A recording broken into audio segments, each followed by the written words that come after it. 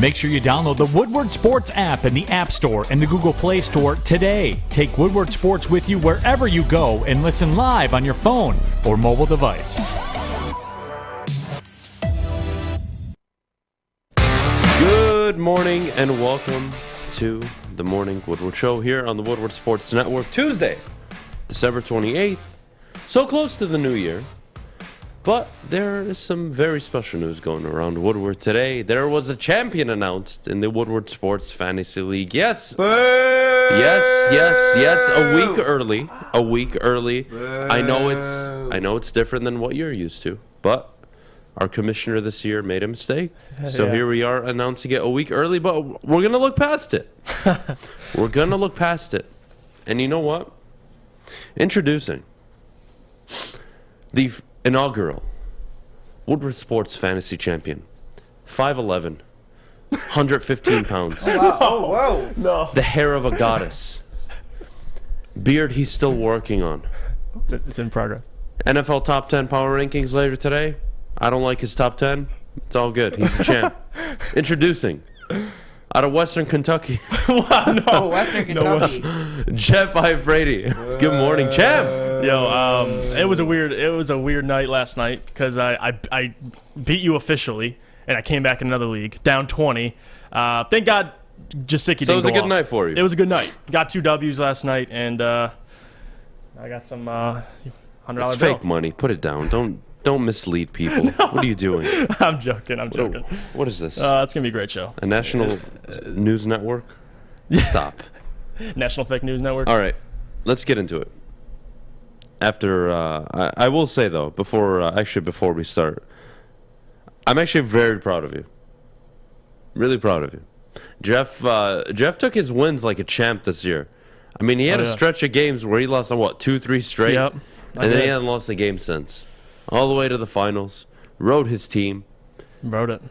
Blew a trade early on in the year. May I remind all bad. of you, he traded Keenan Allen for Calvin Ridley. That smacked him in the face, but he overcame adversity, and that is a tribute to life in general. Everybody at home, Yep. you have to overcome adversity sometimes. Jeff absolutely epitomized it. So happy for him. Congratulations.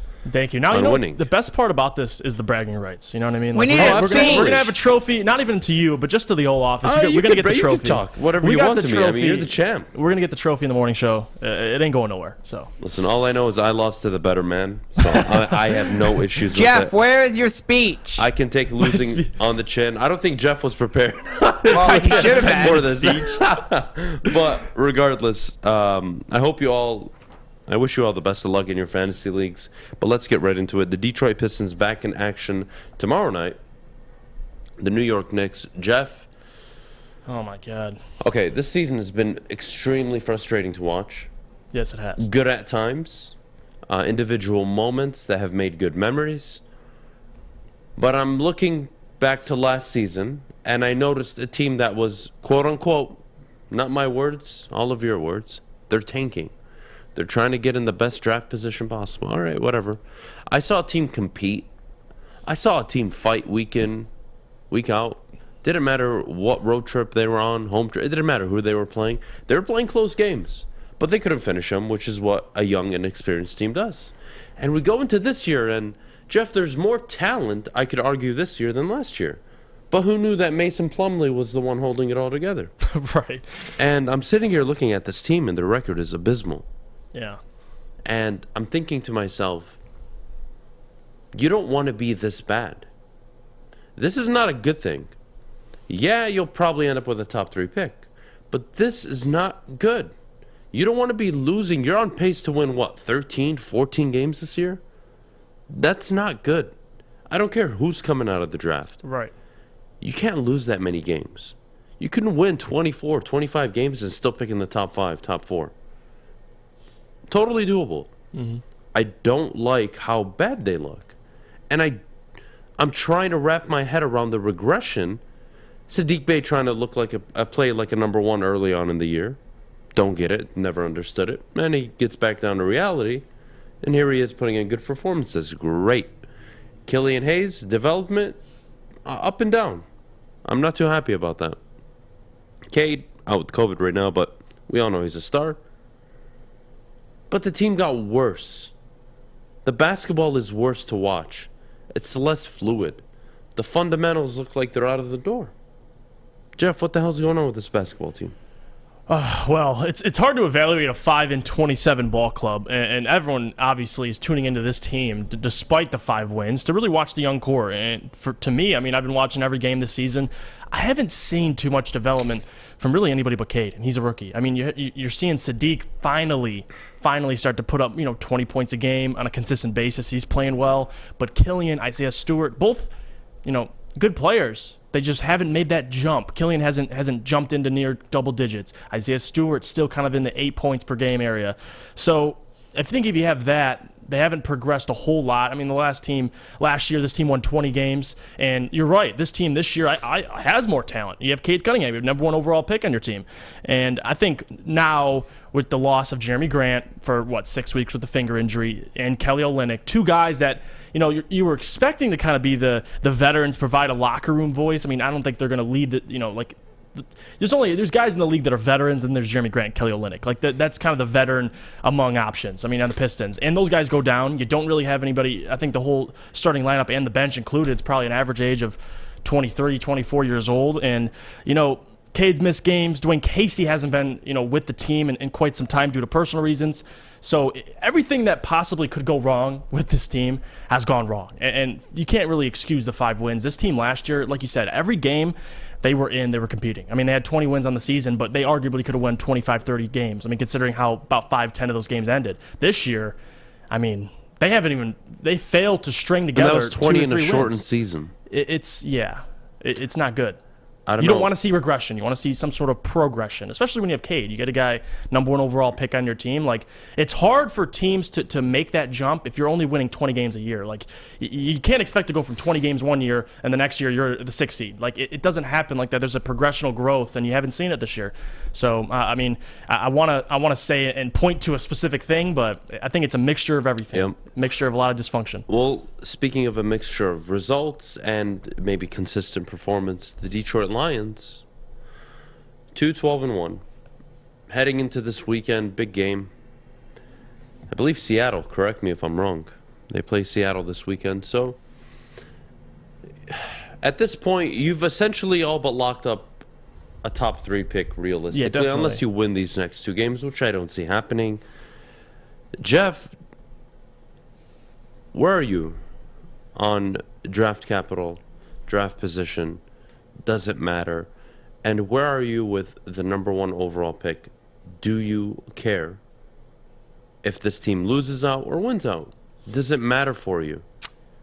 I think it's based on necessity. Like, if you look at the Jags, I'm okay with the Jags getting the number 1 pick because we had Corey in here. I don't think the Jags take a defensive end. So I think I'm not worried about that selection. I think if the Lions fall to number 2, you have a chance to get your guy, or worst case you fall to 3, maybe you trade up a spot and get your guy, or maybe Kavan or Aiden falls to you. I mean, you never know. So what worries me with this team is I don't have a problem with them trying to win games or potentially winning games, to fall a little bit in the draft, but I always go back to what Terry Foster says. He always says this, and it stuck with me, that wins, it's hard. Sometimes wins don't carry over into the next season. Guys, it's a whole fresh start next season. So would I like the draft capital, better position in the draft? Of course. You get the better player. But at the end of the day, it is a wins and losses league. And more wins for the first season under Dan Campbell, I think will go a longer way than just simply moving up 1 spot in the draft. So I have no problem if the Lions find a way to beat the Seattle Seahawks. I'm not going to sit up here and say, you messed up. You Lions find a way to mess it up. It's, you take the good with the bad, and you're still going to get, like you said, a top 5 pick. So what are you complaining about? As long as They've Brad secured Holmes, a top 5 pick. That's guaranteed. So as you have Brad Holmes, he's the guy. He's supposed to hit on this draft pick. So I'm not worried about it. He gets paid to do that. And I don't think, even if you get top 5, there's going to be somebody that you land that's a playmaker. So I'm not worried about it. Listen, they're 2-12-1. Likely finish 3-13-1. Maybe more likely 2-14-1 in Dan Campbell's first season. And later on the show, we're going to talk about Dan Campbell and is he the next Jim Schwartz, right? Taking over an almost impossible situation, losing 14 games his first year, very similar to Dan Campbell right now, pace-wise. He could technically lose 14 games this year. And then he rebounds year 2 and they win 6, 7, 8 games maybe. And then year 3 they make the playoff push. Isn't that? And that timeline sounds very familiar to me. It That is. sounds like the 0-16 to Jim Schwartz era. The Rod Marinelli getting fired. Jim Schwartz taking over. They win 2 games. Stafford hurt a majority of that year. We all remember the Cleveland Browns game. And then they go 6-10 and they showed progress. And then they go 10-6. I find that extremely familiar and interesting. And we'll get to that around, I want to say, 8:45-ish? Yeah. So that's going to be a fun conversation. But we do got to go to break. When we get back, Monday Night Football. Ooh. I mean, unless you had somebody going in fantasy. Yeah, I'm not sure what the hell you were watching last night. And, you know, there's a certain girl that used to work here that owes me an apology. Miss Notre Dame herself. Miss Ian Book is starting. I'm going to pick him up on fantasy waivers. I hope you enjoyed the 3 points. You know who you are. I'm going to call you after the show and rub it in your face. Can we stop taking Notre Dame seriously? Please? Did you see that stat? It's embarrassing. Like the 24th consecutive loss in a row for Notre Dame quarterbacks. It's embarrassing. Deshaun Kaiser has like 16 of them. Yeah, I mean, that was a pretty bad team at the time. But still. Regardless, Jeff, could you tell everybody at home about Northwestern Tech? Yeah. Well, this is for Ian Book specifically. I mean, guys, Northwestern Tech is here to provide opportunities. And, you know, if it's not going to work out with you in the career you're choosing, then come to Northwestern Tech because you can start a new career in an industry that is always essential, the heating and cooling industry. You can learn more today by visiting northwesterntech.edu.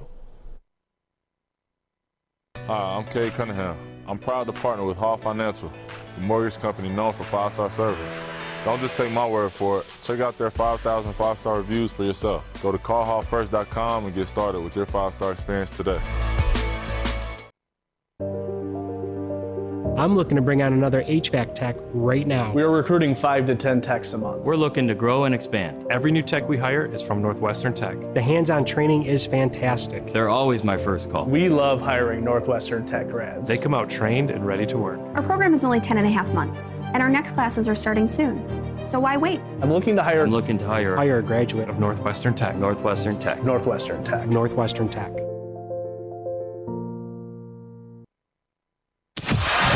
Show here, that's how you answer.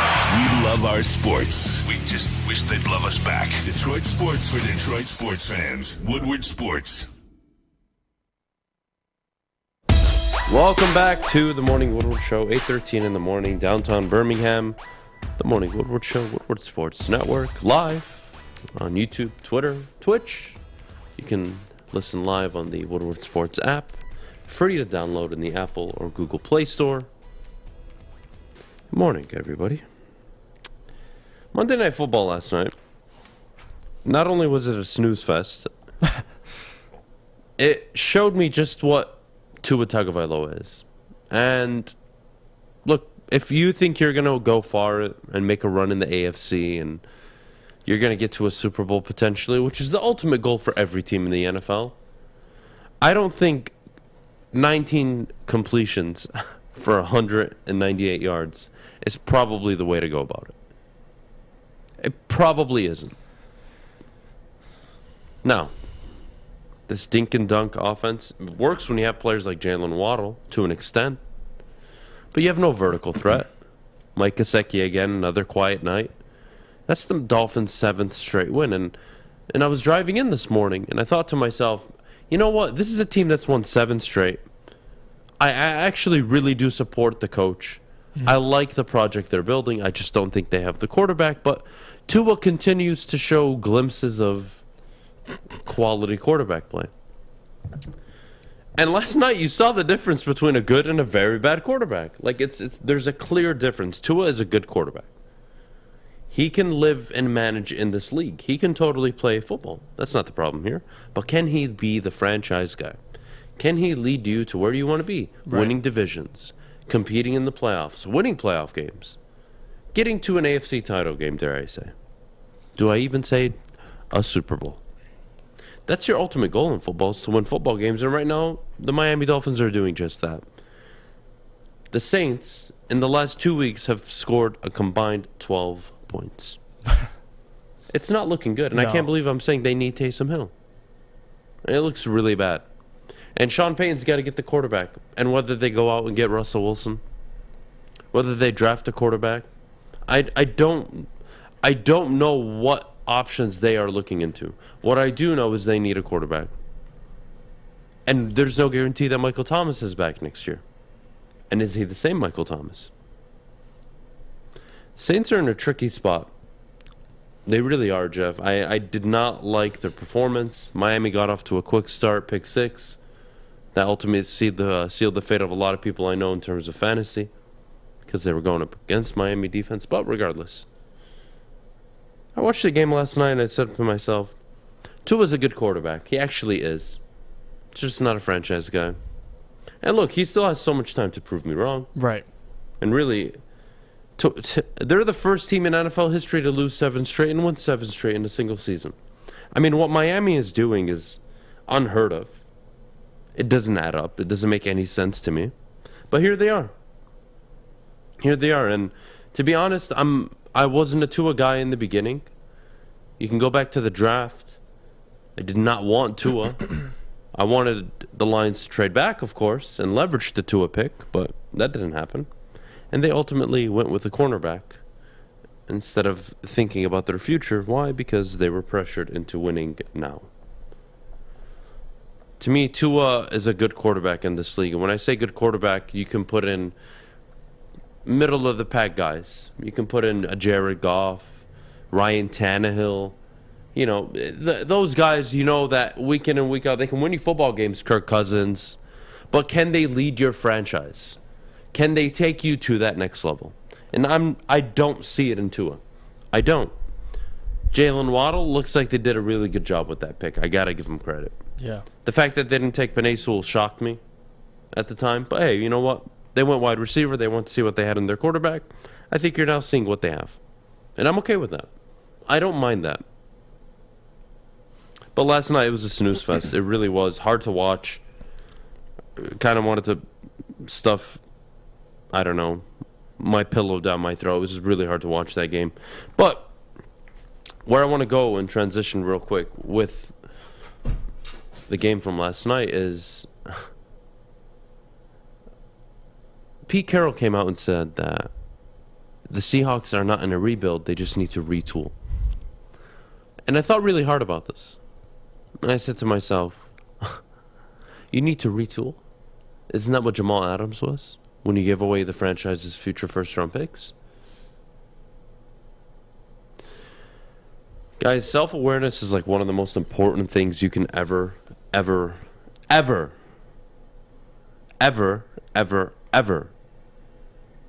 come to terms with. If you can be self-aware and just understand what you are, who you are, what situation you are in, you will be able to overcome anything that's in your way. But the moment you start to deviate, pivot, deny, act like everything is all, you know, blossom and roses, that's when you get in trouble. When you lie to yourself and you tell yourself that we'll be okay, we'll figure this out. No, you won't figure it out, Pete. You won't. You're not a GM. You should not be the president of a football team. You're a head coach. And a good one.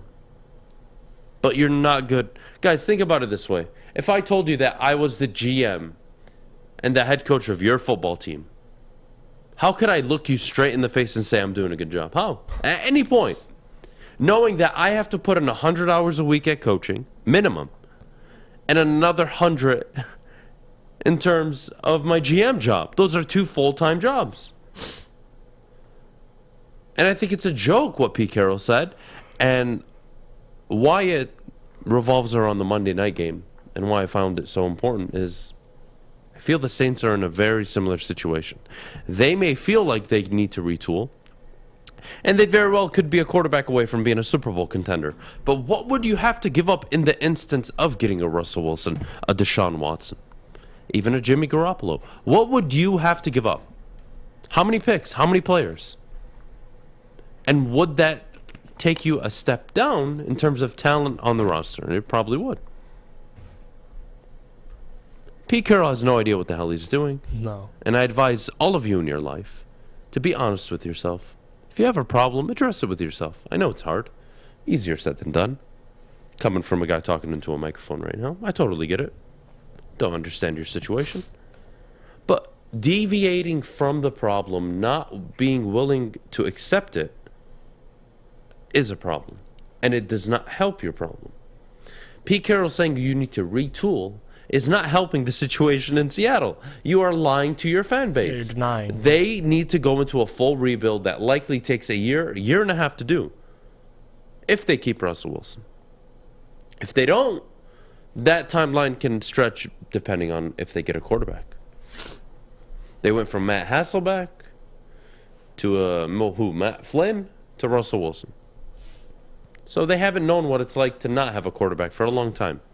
I would advise them not trying to figure that out. Yeah, and what was Pete Carroll without his quarterback for the last 10 years? Again, it helps. I get it. You're going to Look, trade away Russell Wilson. Okay, Pete Carroll. Good luck I with get that argument. I really do, but I don't find it fair, just in general terms, in general conversation, that we hold coaches accountable, but we won't give them credit because they have a good quarterback. You know what I mean?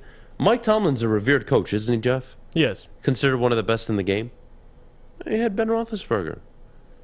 You know, of course, you need a quarterback. Of course you do. You can't be naive. You can't be that naive. It's the same crowd that would say Matt LaFleur's not a good coach because he has the best quarterback in the NFL right now. Really? Do you really think that? How small brain do you have to be to even consider that? He's a good coach, but it's not unfair to say we don't know what Matt LaFleur is without Aaron. Why do I need to evaluate a coach without a quarterback? I know what they look like. They're Mike Zimmer. Yeah. They're Mike Zimmer. Right. They're Jim Caldwell. They're Jim Schwartz. They're middle of the pack guys. They're good coaches. Like, you can't be a great team without a good coach and a good quarterback. Right. You know what I mean? That, yeah. Like, I'm not a fan of punishing Bill Walsh. Bill Walsh. Am I supposed to punish him for having Joe Montana and then Steve Young? Am I supposed to punish the great Tony Dungy for having Peyton Manning? Am I supposed to punish all the coaches that have won Super Bowls and have built legacies with a franchise quarterback at their side? Am I supposed to punish them? Right. Like, look at Belichick. And I'm not a fan of that. Yes, Belichick is, like, I don't like the anomalies either. No. Oh, well, Brady did it without Belichick. It's Tom Brady. It's the best player to ever play football. The best quarterback. All right, cool. Bill Belichick. Honestly, I think everyone can agree, probably the best coach ever. Now, I know you want to hold on to the Miami Dolphins, Don Shula, et cetera, et cetera. Do you. Whatever you like. But the point is, you don't have the quarterback, you're not going to go far. So get the quarterback right. And if you end up getting the coach right, that's when it all gels together. See, the Packers have always had the quarterback. Right. And they had 2 losing seasons. And then they got the right coach. And they've dominated the NFL since. Get the quarterback right. Seattle, don't overthink this. Coming from a guy that lives in Detroit. Get the quarterback right. Everything else will fall into place. Pete Carroll is not the end-all, be-all. And may I remind you, this is the same guy that cost you a Super Bowl. Because he decided he wanted to give the Super Bowl MVP to the quarterback. And it was a good throw. It was an amazing route that was jumped. Great play, one of the greatest plays. And may I remind you that Matt Patricia was solely responsible for that play. But I think where I'm going in all this is that you need a quarterback. You really do. And they need to really reconsider the power they've given Pete Carroll and Sean Payton. You're next. Are you retooling, Sean? Do you really think you can retool if you go out and get that quarterback via trade? And if you do, great. Go for it. Or you need to accept that you're probably in a rebuild. That's it. That's it. Plain and simple. Whew. A lot of coaches drive me nuts these days. And a lot of people in the media, too. I don't think it's fair. And I'll say it one more time. Because I think people just write off anybody they see having success. Is Mike McCarthy not a good coach? all the jokes aside that I do about him and the whole Snickers thing. Jokes aside, he's a good coach. He had Aaron Rodgers. Is Mike Holmgren not a good coach? No, well... Is Sean McVay not a good coach? Yeah, Jared Goff was a good quarterback those years. No, right. But to me, like, I'm a person who I can look at a guy like, okay, let's look at Kyle Shanahan. He's had Jimmy Garoppolo. Has he had the quarterback? Maybe not, but he's had a quarterback to get him to the Super Bowl. So I respect that. Can we look at his record, though? Because I love that example. What's his record without Jimmy Garoppolo? It's basically bottom 3 in the league. Right. Like, you need a quarterback. What's his record with Jimmy Garoppolo? Yeah. It's one of the 5-6 best records in the NFL. You need a quarterback, guys. No coach can really win without a quarterback. I don't know what the expectation is here. Oh, I don't think you're a good quarterback because you got one of the best I don't think you're a good coach because you have a quarterback. Show me a coach that's actually winning football games. Yeah, like Sean Payton. At a significant level without a quarterback. Like if Sean Payton had a quarterback this year. Sean Payton would be a 10-11 win team right now. Right. So I see if your they point. had a quarterback. Definitely. Like, am I supposed to take away from Mike Tomlin because they had Ben Roethlisberger all those years? What are we doing? So it's okay for Mike Tomlin and Sean Payton to have Drew Brees and Ben Roethlisberger all those years and get credit for it. But because Matt LaFleur is doing it now, we disregard it. Why? I'm actually curious. What have you seen in Matt LaFleur that you didn't see early on in the stages of Sean Payton, Mike Tomlin when they had the quarterback? They were winning games and delivering games and getting to championship games. Isn't that his job?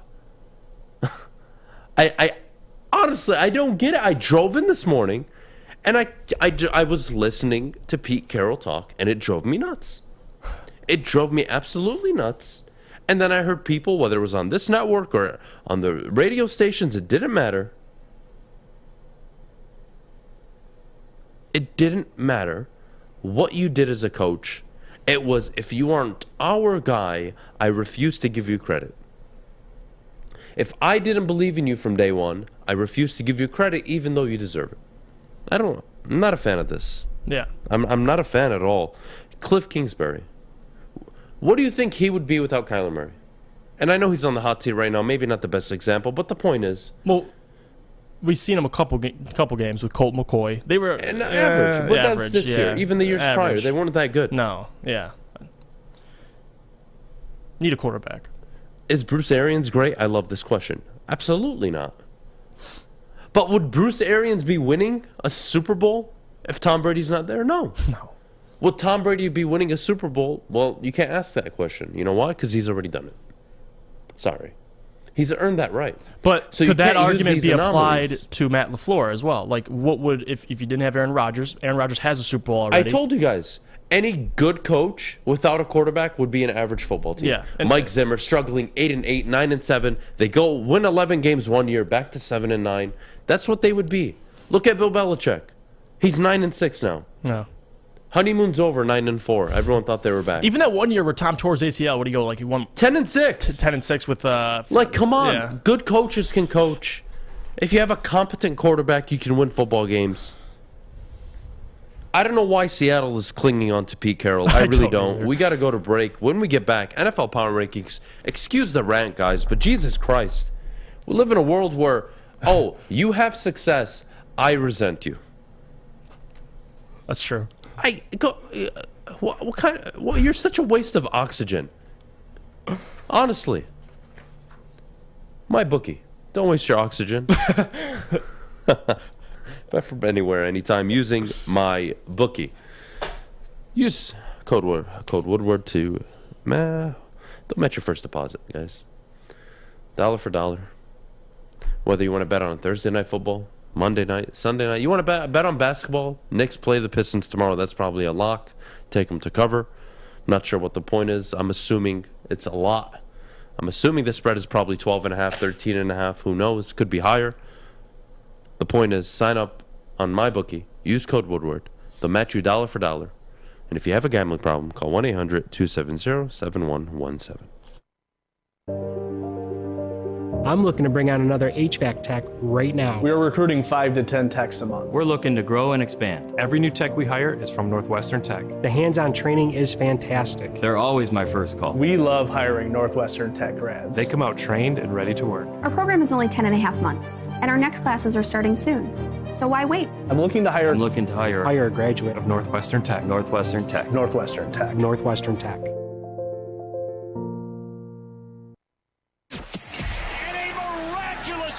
Follow us everywhere. Just search Woodward Sports on YouTube, Facebook, Twitter, Twitch, IG, and more.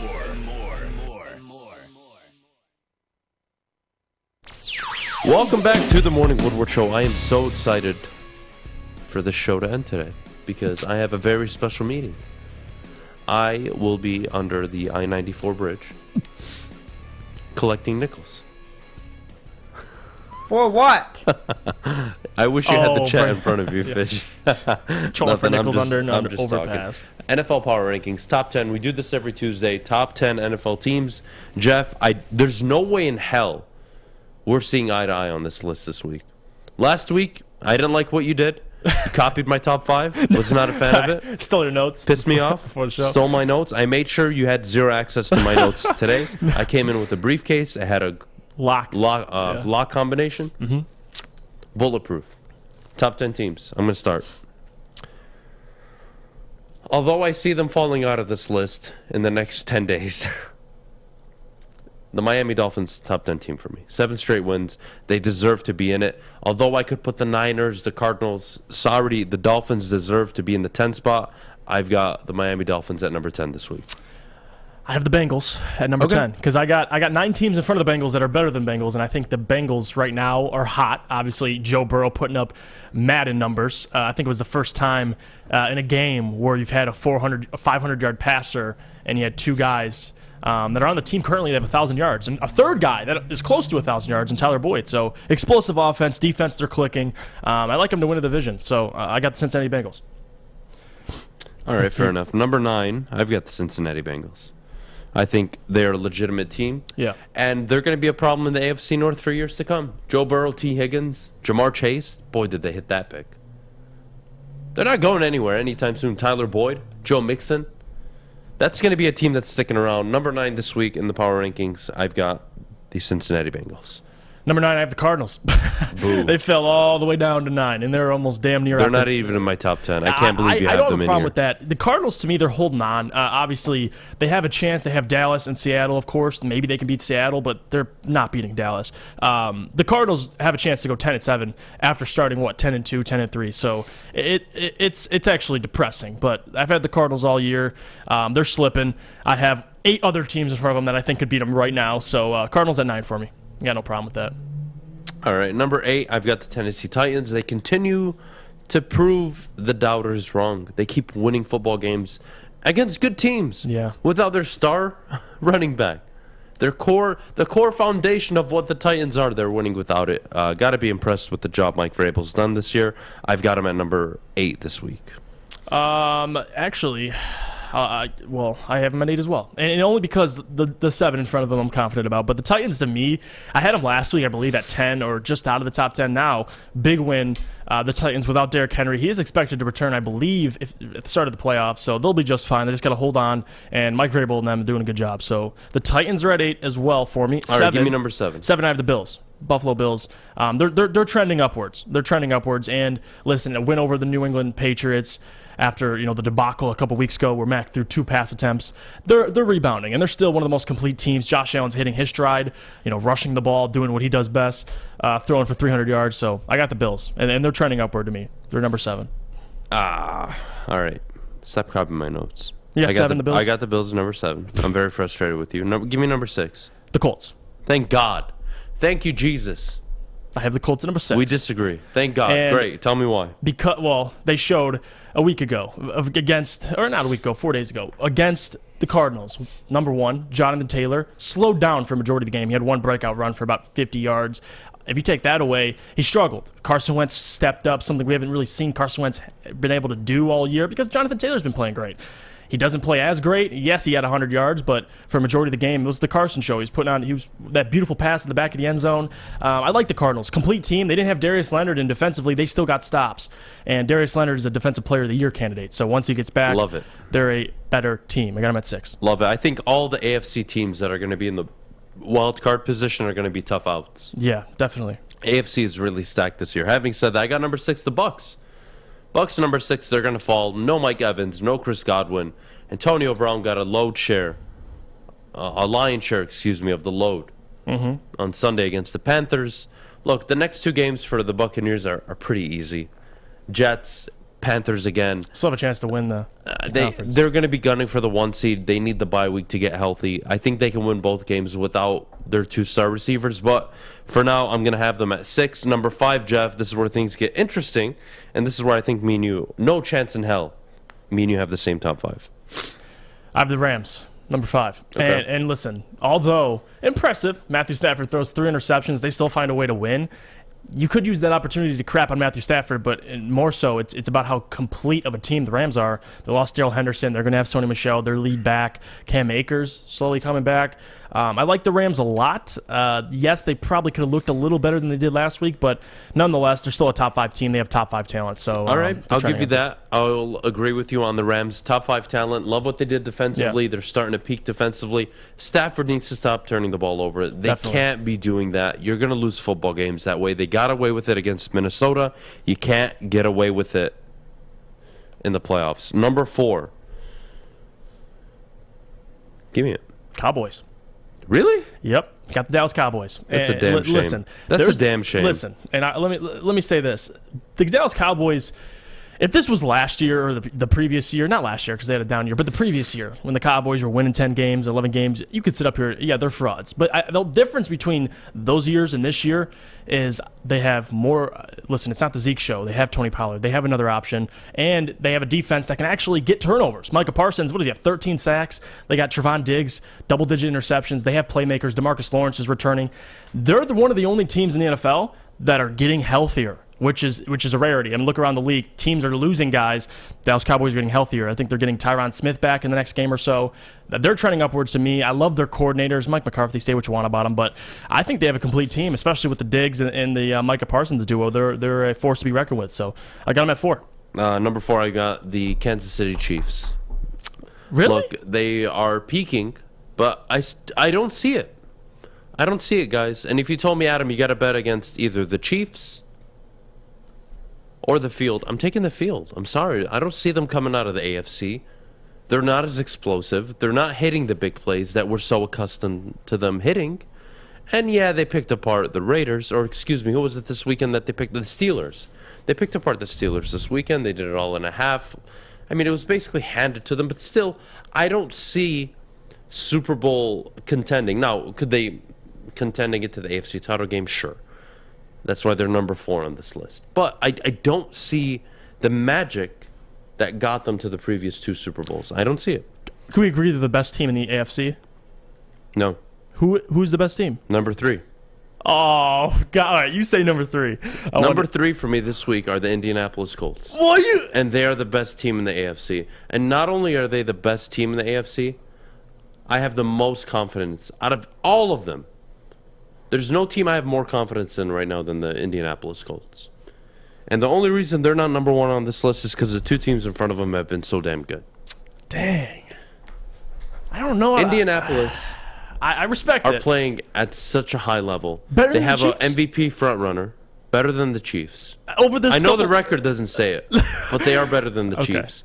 They went on primetime television and won a game on Saturday. This big game, yeah. Without their offensive line, outside of one starter. Without Darius Leonard, their MVP defensive player. And they dominated the football game. Yeah. And they pushed around the Arizona Cardinals. For me, Chiefs, number 3 in my power rankings this week, or excuse me, the Indianapolis Colts. I am so excited about this team. And this team was everything you thought the Titans would be. Except more and better. Yeah, better, more playmakers. Way more playmakers Definitely. defensively. Offensively, they can get the job done. And Carson Wentz, I don't care how you feel about this guy. I don't care if You thought he was a bust in Philly. Look, we all make mistakes, guys. It's time to come around. 25 touchdowns, 6 interceptions, 63% completion percentage, 9-6, 3,300 yards almost. He's doing what is being asked of him. Jimmy G got to a Super Bowl. I can see Carson Wentz getting to one. For me, the Colts are number 3 this week. I like it, Jeff. I like the boldness because Colts are trending upwards. So I'm not going to say you're stupid for thinking that because they are trending upwards. Number 3 for me, I have the Tampa Bay Buccaneers, and that's not as a team. Obviously, they lost Mike Evans, they lost Chris Godwin. Who are their weapons? They got Antonio Brown and they have Rob Gronkowski. If this was 2014, I'd be excited. But right now, it ain't looking good. And the Buccaneers, although I'm kind of starting to walk back on my Buccaneers pick, the Packers look like the best team. Although Tampa Bay can still win get the 1 seed. I think. Look, they just have Tom Brady. That's I don't thing. blame. If That's anybody honestly wants to make an argument with the Tampa Bay Buccaneers with me, just tell me they have Tom Brady, and that's it. I have to kind of give you the benefit of the doubt because he just proves people wrong every year.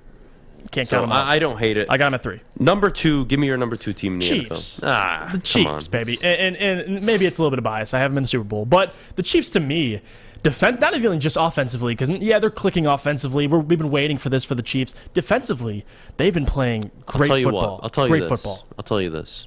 The Indianapolis Colts could play all their games on the road this postseason and win them all. Their defense travels, their run game travels. Travel. And as long as Carson Wentz doesn't do what he did early on in the year, which is throw disgusting, poorly timed interceptions, this team is going to be just fine. Number 2 for me, the Dallas Cowboys. Guys talk about it all the time. Okay. Playmakers on the offensive line, playmakers at running back, playmakers at wide receiver. They got the quarterback, playmakers in the secondary, Micah Parsons, playmakers at the defensive line. Yep. They've got playmakers across the board. As somebody who hates the Dallas Cowboys and wishes nothing but the worst for them, I have no choice but to put them at number 2 this week, and they've deserved it. And not only did they beat the Washington football team, they took the soul out of them. They absolutely dominated the Washington football team. And for me, Dallas is a problem. They actually are. Yeah. They will be a problem in the NFC. You're going to have to go to Dallas and try to beat that team. Good luck. They're getting to the divisional round minimum. And it's all fair game from there. Yeah. And look, the NFC is top heavy. So, yeah, I could see them losing in the divisional round. But don't be surprised. I'm sorry. This is a team full of playmakers. 11 interceptions for Trayvon Diggs. It's ridiculous. 13 sacks for a rookie linebacker. The defensive front playing good. A healthy defense. Dan Quinn taking one of the worst defenses we've seen under Mike Nolan, turning it around and making it one of the best defenses in the NFL. Opportunistic. Has Atlanta Falcons written all over it to me. I like the Cowboys. I really do. Sorry. Can't help it. Number 1, I think we both agree, the Green Bay Packers. Look, guys, Green Bay's complete. Aaron Jones healthy. A.J. Dillon healthy. They're a healthy football team, and they're doing it all without Zadarius Smith and Jair Alexander. Yep. Ain't that funny? And but nobody talks about it. Offensive line's injured as well. Offensive line has some Got a couple injuries. guys out. So look, Green Bay for me are the crown jewel of the NFL right now, but they have one major flaw. They have one major flaw that will absolutely kill them come the postseason. Can you stop the run? And not only is it a question, you can't. The Packers cannot stop the run. And there's no solution for it. Zadarius Smith, Jared Alexander, I don't care. You stack the box. You clearly cannot stop the run. You stacked the box against Cleveland, didn't work. He had 4 interceptions that game. You couldn't put that game away earlier? That was a bit concerning for me. But I got to say, Packers doing it again.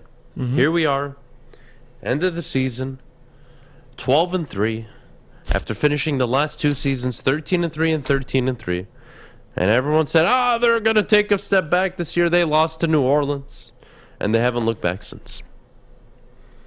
That's a damn good football team. It's a damn good football team. NFC North winners for a reason. We got to go to break. When we get back, I've been looking forward to this so much. Is Dan Campbell the next Jim Schwarz? We'll talk about that right after the break. But before we go, Jeff, could you tell everybody about Guardian Alarm? Yes, we talk about defenses that can't stop things. Well, the Guardian Alarm, they get it, and they can stop anything. Good defense on and off the field helps you feel secure. Guardian Alarm has state-of-the-art technology that helps you feel safe, all with 24/7 local monitoring. Guardian Alarm also has convenient features that let you check in on your home and control lights and temperatures, detect smoke or carbon monoxide. It will even let you lock and unlock doors. Call 800 Stay Out today. You hear fish. That's 800 Stay Out. Guardian Alarm has been trusted for over 90 years at keeping families safe. Okay, you thirsty little spin goblins. I want you to pedal into the next dimension. Spin it! Spin! Spin! Uh-oh! Carmen's falling behind. Let's give her the hiss of shame. Spin! Spin! Spin till you bleed! Don't ride the bike of shame. Come to Planet Fitness and find your own lane with tons of equipment, free fitness training, and no hissing. Join today for just $10 a month. Opinions are like ear holes, and we're putting ours in yours. Well, that's not winning, Joy! It's Woodward Sports. Welcome back to the Morning Woodward Show here on the Woodward Sports Network. Thank you for joining us. 8:46 in the morning, whether you're listening on the Woodward Sports app, live on Twitter, Twitch, or YouTube. Make sure you leave a like if you're watching on YouTube. Having said that, I love this. This is extremely interesting. Jeff, is Dan Campbell the next Jim Schwartz? And what does that mean? Is that record-wise, coaching-wise? What factors can we take into consideration when we look at these two coaches? And here's the first similarity I can draw with the two. Jim Schwartz took over an abysmal roster. Right. Dan Campbell took over an abysmal roster. Okay. Jim Schwartz took over an 0-16 team and drafted a franchise quarterback. Here's where we deviate a little bit. Dan Campbell took over a horrible roster with no franchise quarterback and is trying to figure out how to win football games. Right. That's a bit of a conundrum. See, Schwartz walked in with a rookie quarterback, so he had 3 years to figure it out. Mm-hmm. Dan Campbell is sitting here without the quarterback of the future, and you're kind of unclear. Is he going to take the route where they go from 0-16, now Jim Schwartz is hired, they go 2-14, 6-10, they've shown improvement, and then they go 10-6, they make a run at the wild card. But what happened after that? Oh, they went 4-12, but then they finished 7-9 with a really good roster. They really underachieved, and then we all know what happened. Jim Caldwell walked in with that same roster and went 11-5 with it. Yep. Having said that, Jeff, is he the next Jim Schwartz for this franchise?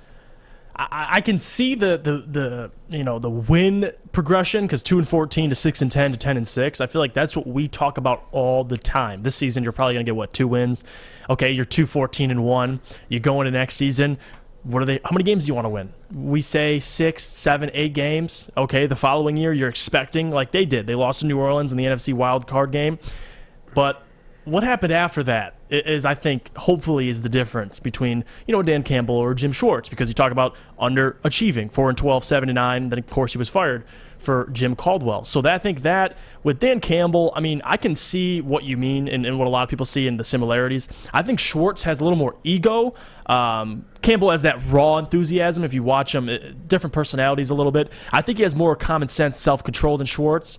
Schwartz is a hothead. He's an old school smash mouth, egotistical. Like that's who Jim Schwartz is. Campbell seems to have that, but he's also calm and more self-control. I don't see Dan Campbell in the Jim Schwartz, because Dan Campbell's played. He was a tight end. I think players have a lot more respect for that. He's been there. He's doing the things they're doing. I think there might be a little more of a disconnect between Jim Schwartz. Maybe eventually his preaching gets old. I don't see that same thing happening with Dan, just because he can relate to these guys. I'm not sure what the hell we're talking about in chat a little bit, because Samuel Lang says, no, Campbell is developing a roster. Schwartz's teams were relatively talented. That's not true. That's not true at all. Excuse me, he took over an 0-16 roster. Their first year with Matthew Stafford, they were talentless. They went 2-14. They drafted Ndamukong Suh. Then they drafted Nick Fairley. They built a roster under Jim Schwartz. And the roster they built is the roster that Jim Caldwell benefited from year one, may I remind you. What are you guys talking about? They had a good direction under Jim Schwartz. What, because he got pissed off at Jim Harbaugh? You're going to remember him as a hothead? He's actually a good coach. He's pretty decent. Did a good job. He recovered the team from its lowest point in its history when they went 0-16. Yeah. He brought it back. He brought them to a playoff berth within 3 years, and he built a really strong roster. And if Dan Campbell delivers the first 3 seasons that Jim Schwartz did, I would consider that pretty successful. Right. Progression-wise, definitely. Progression-wise, Yep. and you got to the playoffs. Definitely. Now, if you win a game, hell yeah, I'm all on board. But thank you, Funky. All Schwartz had when he walked in was Calvin Johnson. What the hell else did he have? What the hell else did he have? Tell me. Nothing. No defensive line, no secondary players, no offensive line, no run game, no second and third wide receiver. They went out and built and got all of those players over the years to come. Like, it is unbelievable. We have revisionist history. Great, Samuel. I'm glad you had Megatron. Great. Great. That's a team? You win because you have a wide receiver? I don't understand how making the comparison here is too far off. He's more classy than... Dan Campbell has more class, excuse me, than Jim Schwartz? Really? Well, What's your definition of class? Maybe not class, but you think... Well, he doesn't rage on the sidelines? You think... Let me ask you this. You think from a player's perspective. Now, we're outsiders looking in, but you think Jim Schwartz, you got Dan Campbell. Who you think Jim's message tends to get lost quicker? Maybe Jim's message is lost because he blows up extremely. He's a hothead, which is why he was never a great coach. Right. It's why he's such a good coordinator, right? You can get away with being yelling in your face all the time, blowing up in the locker room because you're a coordinator on defense. But to say that the comparison isn't there, I see it. But they're different people, don't get me wrong. Yeah. I see Dan Campbell more, I don't want to say reserved, but I would say more disciplined is maybe the word. That's a good word. Maybe that's the right word for Dan Campbell. He's more disciplined than Jim Schwartz. Because he's got that but they fire. both took on the same project.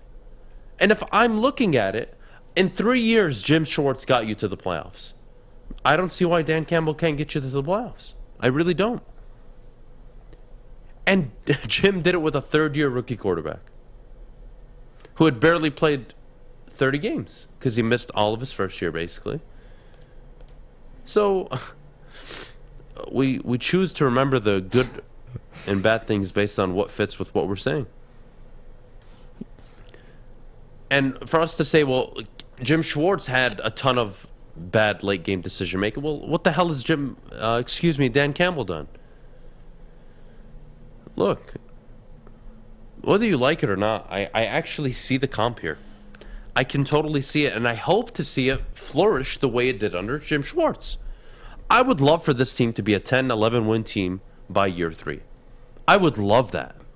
That would be progress. Mm-hmm. That would be a guy building a team and being able to coach them up and win football games. Great. One obstacle in the way. Nah, I don't believe in your quarterback. Who's your quarterback in 3 years? 2 years, let's say. Yeah, you really don't know. Is it still Jared Goff? And if it isn't, okay, who is it? Have you gone out and signed somebody, drafted somebody? So Dan Campbell, his situation is trickier, I would argue. Definitely. Than Jim Schwartz. Because Jim Schwartz, he came in with a franchise quarterback. You didn't know it at the time, but you expected it. He was the number 1 overall pick. Number 1 wide receiver as well. You had Calvin there. And then you drafted Ndamukong Suh fairly. You built a really good roster. And you had moments in time where the team looked phenomenal. But they had the quarterback. Dan Campbell doesn't. And how much can you actually evaluate him by year 3, by year 4, if he hasn't had the quarterback? And I'm sorry. I mean, we say this about everyone else in the NFL. You got to get the quarterback right. And do you think it's Jared Goff? Honestly. If it is, great. They'll live and die by it. I'm okay with it. My job is not on the line if Jared Goff is named the starting quarterback. It is not. Dan Campbell and Brad Holmes are. If they think they have their quarterback in Jared Goff, great. Cool. Go for it. Happy for you. You better win football games. That's who you're putting. That's the narrative and the message you're trying to send with what you have.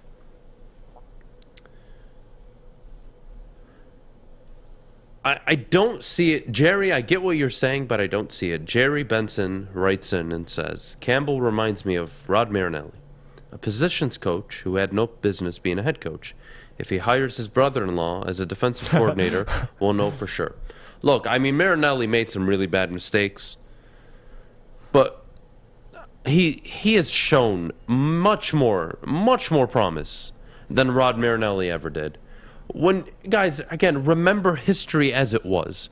Under Rod Marinelli, you wanted to gouge your eyes, and you hated being a Lions fan. Just admit it. Under Dan Campbell right now, you are optimistic to an extent, and you're looking forward to the future. A lot of that does bear in place because of Brad Holmes and the work he's done, but the point is, they are building a team, and I don't see Jared Goff as that franchise guy. Now, if you do, great. Your job is on the line for that, not mine. But I don't see it. Wasim, Jeff did win the championship. He didn't. And everything is falling apart. But back to where I want to settle here, and I really want to just finish this topic. I think Dan Campbell being Jim Schwartz is a damn good thing. I do. If you tell me in 3 years he built a contending roster that got to the playoffs, great. Job accomplished. Now take it to the next level. Don't go 4-12 the fourth year like Jim Schwartz did. Don't go 4-12 and 7-9 in your final 2 years. So Dan, if you go 2 wins this year, 6 wins next year, 10 wins the year after, and then you go 2 wins the following year, you're probably going to be out of a job. But if you can go to 10 wins and then elevate to 12 and win a division, or dare I say stay at 10 or 11 and compete for the division, you're going to have a job in this league. But that is so predicated on you getting the quarterback. And if you think it's Jared Goff, I have to say good luck. I have to. I really do. That was a lot. 8:58. We got to go to break. Funky in the chat says, late on this, but playoffs, my PTSD is kicking in. Can we stop talking about the million years? I'm going to need to call my therapist. Funky, I will send you my phone number. You can call me anytime if you want to talk. I am open ears. Whoever has admin access, please message Funky privately and give him my number. Funky, I'm willing to listen. I'll be your therapist. Second year, you'll know a lot about Dan Campbell.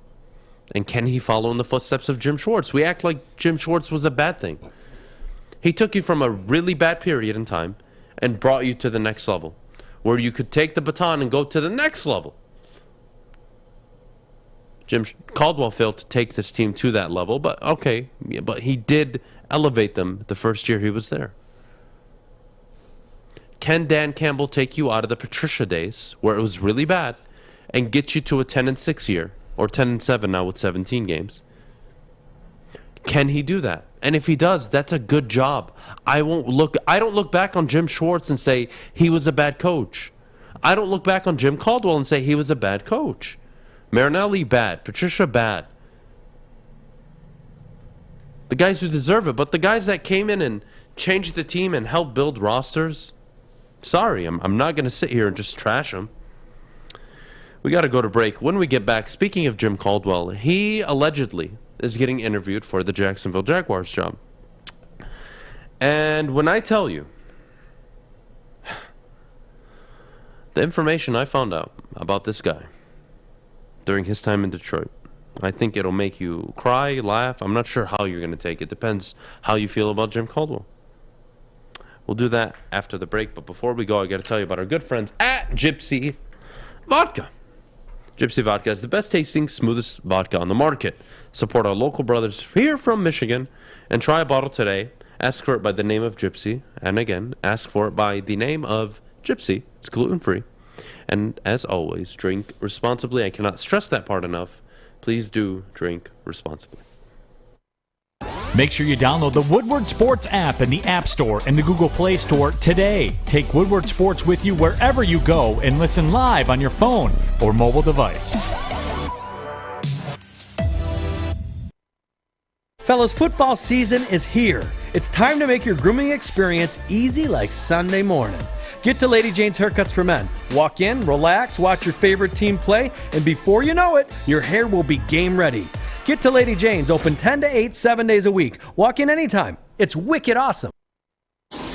What's the over-under? Should I tease? Who is the lock of the night? Make sure you're watching Woodward Bets to get the latest in sports betting and more. Woodward Bets daily on Woodward Sports. Welcome back. Top of the hour, 9:01 here in downtown Birmingham, the Woodward Sports Studios. Thank you guys for joining us this morning. Jim Caldwell set, potentially rumored to interview with the Jacksonville Jaguars for their vacant head coaching position. First off, what are the chances, Jeff, that Jim Caldwell actually gets this job? Well, with Jim Caldwell... On a scale of 1 to 100, I'll get a number out there and then give you a reason why. Probably, I'll say a 30% chance. Listen, you got to do your due diligence. You got to interview Jim Caldwell, of course. At 66 years old, though, like, you got to think, and someone brought this point up to me, and I thought it was a great point. If you hire Jim Caldwell, you have Trevor Lawrence. He's a rookie. You want consistency. How long is Jim Caldwell going to be your coach? And I get the whole culture thing. Urban Meyer came in, he wrecked your culture. Jim Caldwell, culture guy. You bring him in. Maybe it kind of brings some warmth to your franchise a little bit. But in terms of an actual coach to be with Trevor Lawrence for years to come, I just don't see it. And I don't know how the Jaguars see it. Because let's say you hire Jim Caldwell. He's a coach for 4 years, 3 years. Okay. So then you got to hire in somebody else anyway. So Trevor Lawrence, in that time span, before his rookie contract's even up, he's had 3 different head coaches. Like, to me, the easy answer is a Kellen Moore, a Byron Leftwich. You bring in somebody that can grow with Trevor, and maybe Trevor ends up staying his whole career with this team, with that coach. You never know. So Jim Caldwell, I don't see that as an answer because specifically of age, and I don't know if he'll fit. What the hell is he going to do? Yeah, like, I don't see Jim Caldwell walking into the Jaguars and competing in the division right away. What the hell is he going to do? 0% chance he gets the job. And I love Jim Caldwell, but... I'm glad they're interviewing him. Kick rocks. Why? Why would I hire him? I have a young rookie franchise quarterback. The hell I need him here for? You guys forget how his time here with Matthew Stafford was? Anybody? Do we want to, change how history happened? Right. I love that we do that here. He used to put a lot. Do we need to forget? Jim put a lot of pressure Exactly on what his happened with Caldwell and Matthew Stafford. Yeah. And I want that guy coddling and growing my quarterback of the future? No. I don't need my head coach to massage the balls of my quarterback. I need him to help him grow and develop, especially a young one who we all believe has franchise quarterback potential. So what the hell are you doing, Jacksonville? Doug Peterson? I kind of don't mind that, actually. Super Bowl winning coach, proven. He's delivered with multiple quarterbacks. I don't mind it. I would be cautious, though. I would be cautious. Because that's a very... Look, Doug Peterson's scheme is RPO-based. We know what it is. I don't mind it. Is that Trevor Lawrence? Right. I'm not sure. Carson Wentz got away with it. Trevor Lawrence is pretty mobile. He can run out of the pocket. He can run some RPO. He can run play action and bootleg. I see it working.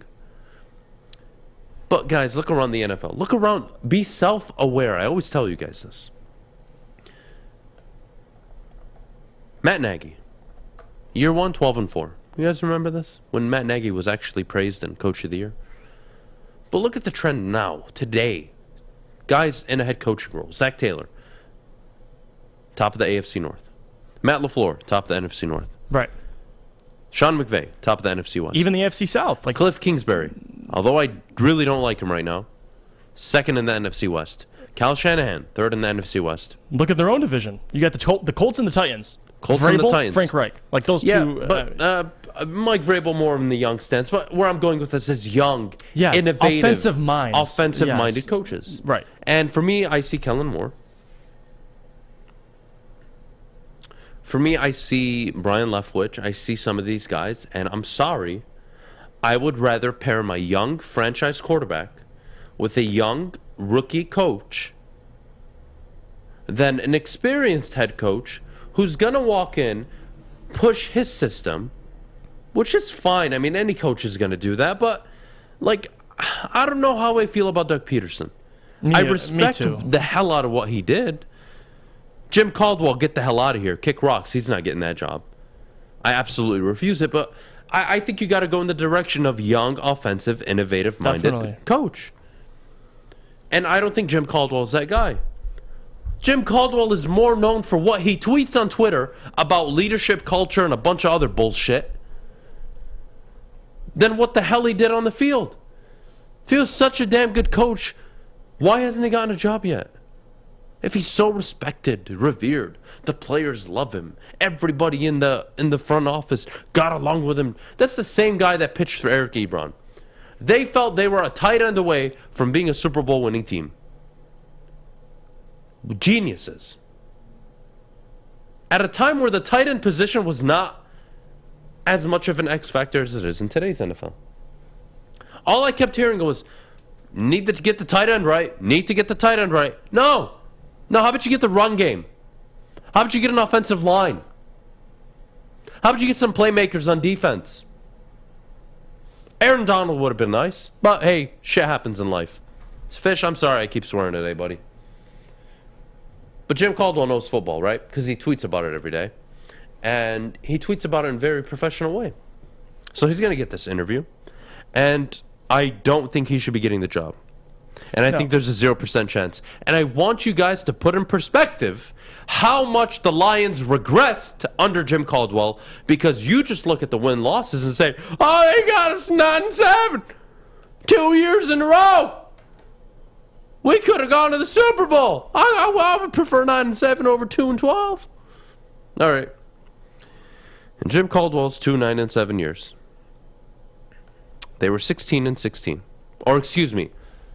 In the 2-year period, they were 7-9 and then 9-7. They were 16-16. 758 points allowed on defense. That's a lot in 2 years, isn't it? You know who only had a little bit more than that? Patricia's first 2 years, which you consider awful, right? Where they gave up a record 763 points. Only 5 more points given up in that time span in those 2 years than Jim Caldwell. The same Jim Caldwell that took over a top defense. Guys, they regressed, whether you want to admit it or not. He walked in 11-5. They took a huge step up.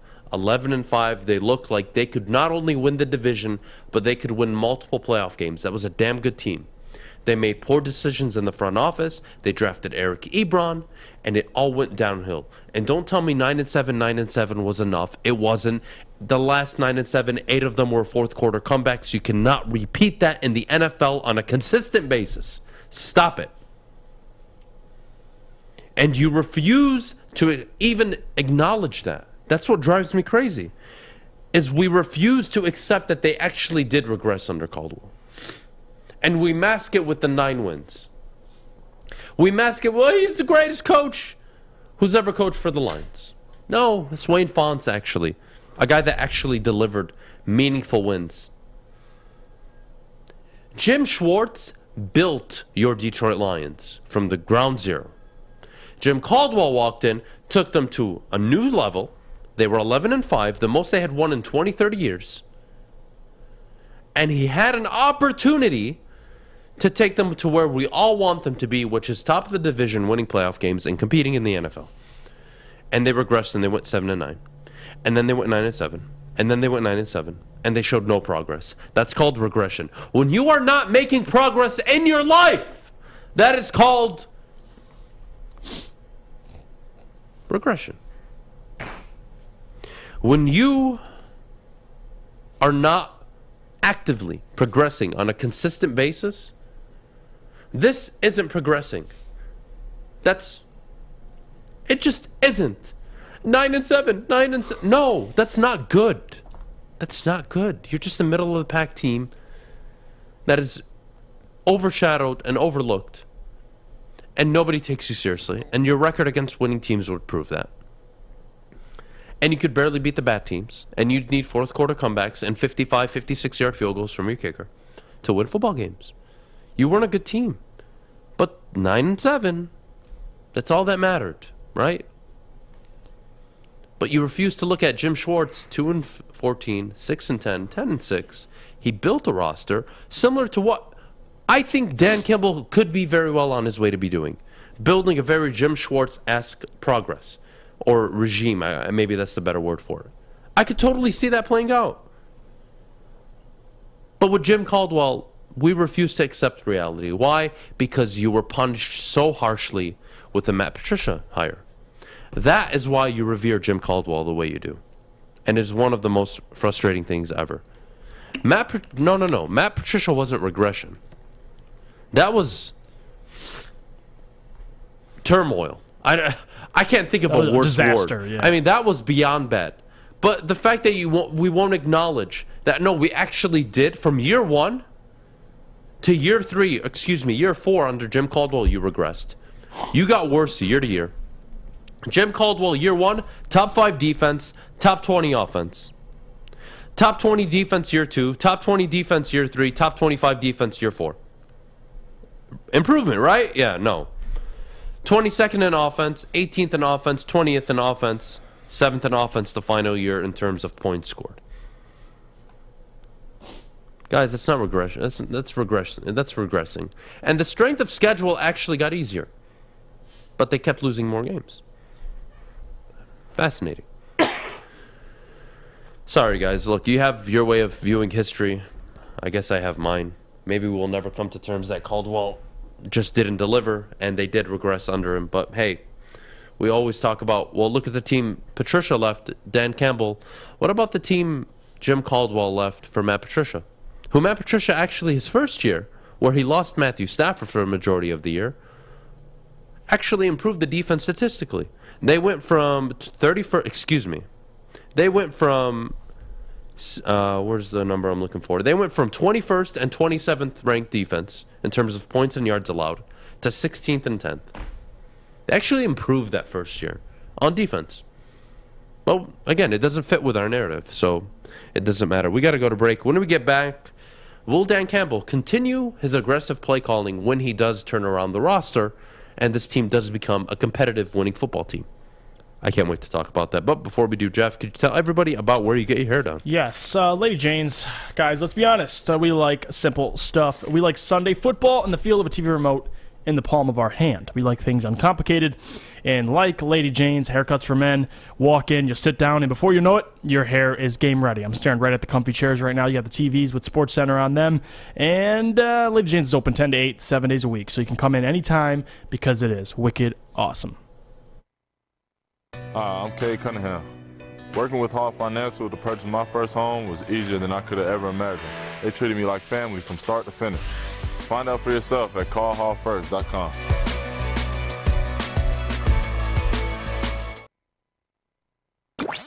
Your Detroit alternative to the normal sports blah, blah, blah. It's Woodward Sports. One of my favorite people in the chat that I would love to address right now, B. Taylor. My favorite person. All they do on the Woodward Sports Network now is discredit black people. Are you stupid? How ignorant are you? Honestly. I would love for you to respond.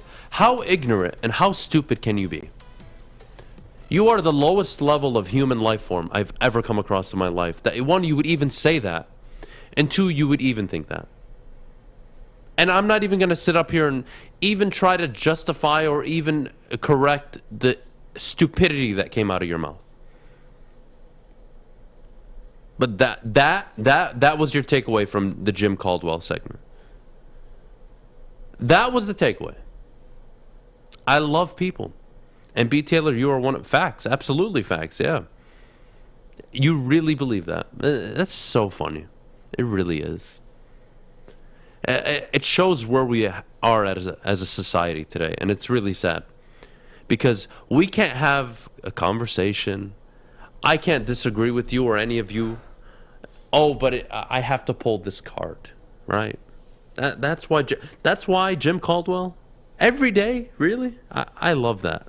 Every day, too. That is awesome. Didn't we just get done talking about Schwartz and Patricia and how bad they were? No, it doesn't matter because it doesn't fit narrative. But that's not the point. I think kind of why I'm bringing this up right now is I really want you to kind of look yourself in the mirror and really think about what you say and be responsible a little bit. Be extremely responsible because when you say stuff like that, there are consequences. There really are. And you need to understand that when you label a network or even people in that fashion, not only is it untrue and totally a bunch of BS, but it really reflects more on you than us. And I hope you go home today and you kind of look yourself in the mirror and say, well, what the hell am I doing with my life? Or at 9:16 in the morning, I'm on a YouTube thread accusing people of being racist. It's unbelievable. It really is. It really is. I find it absolutely fascinating. We got to talk about Dan Campbell. Moving on to more important things. Dan Campbell has been extremely aggressive this year in his fourth down play call. And to his credit, he stuck to his guns for a majority of the time. Yep. But will Dan Campbell be just as aggressive a year and a half, 2 years from now, when the team is likely a better football team playing in more competitive games and playing in meaningful games, where his decisions don't just determine if they win or lose games anymore, they determine if they make the playoffs or not. They determine if he'll keep his job or not. Do you see him sticking to this aggressive mindset where they're going to set the record for most fourth down calls gone for in a given year? I hope not. And I'm going to be honest, I love Dan, but I wasn't a fan of his response when they asked him about the fourth down calls, because I think his answer was, well, if you trust your players and you feel they're well prepared and you have them in the right position to convert the fourth down, then go for it. Well, no, that's not really how that works, because if you look around the league, Dallas could go for it every damn fourth down. I mean, the Chargers, we bring up Brandon Staley. With the personnel he has, goes for it on fourth down.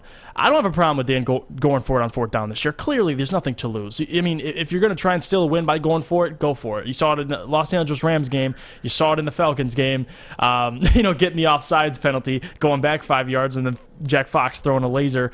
Hopefully not. When next year you add more talent the following year, you can't be going for it. I mean, if this is the reason why you lose, let alone, we're not even talking about a playoff game, but a regular season game because of this, and you have the talent to win the game, that's all we're going to be talking about that following morning. So, no, I hope not, but I get this year. I just didn't like his answer. Because you're going to be surprised with me. I don't think you're going to like what I'm going to say. You want him to stick by it? Yeah. Hear me out. Hear me out. Listen, what happened early on in the season, total boneheaded moves. But you're seeing now he's really learning on the job. Oh, and I don't like that. Don't get me wrong. I don't like that we hired a head coach that's learning on the fly. But I got to look at the future now. And you know what? In 2 seasons, let's say in 2024, we have a stacked roster. Or not a stacked roster, but a very competitive roster that can at least compete for the division. Do I want him to go full Brandon Staley mode? I kind of don't mind that if that's who he is. If that's what you are and what you believe in, do you, Dan Campbell? I don't want Dan Campbell to conform to public acceptance, to conform to the normality of, oh, you know what, I got to punt here. No. Live and die by your decisions. I'm going to do the show the way I see fit, not how you tell me to do it. And if I succeed or fail, at least I did it my way. I want Dan Campbell to be the same way.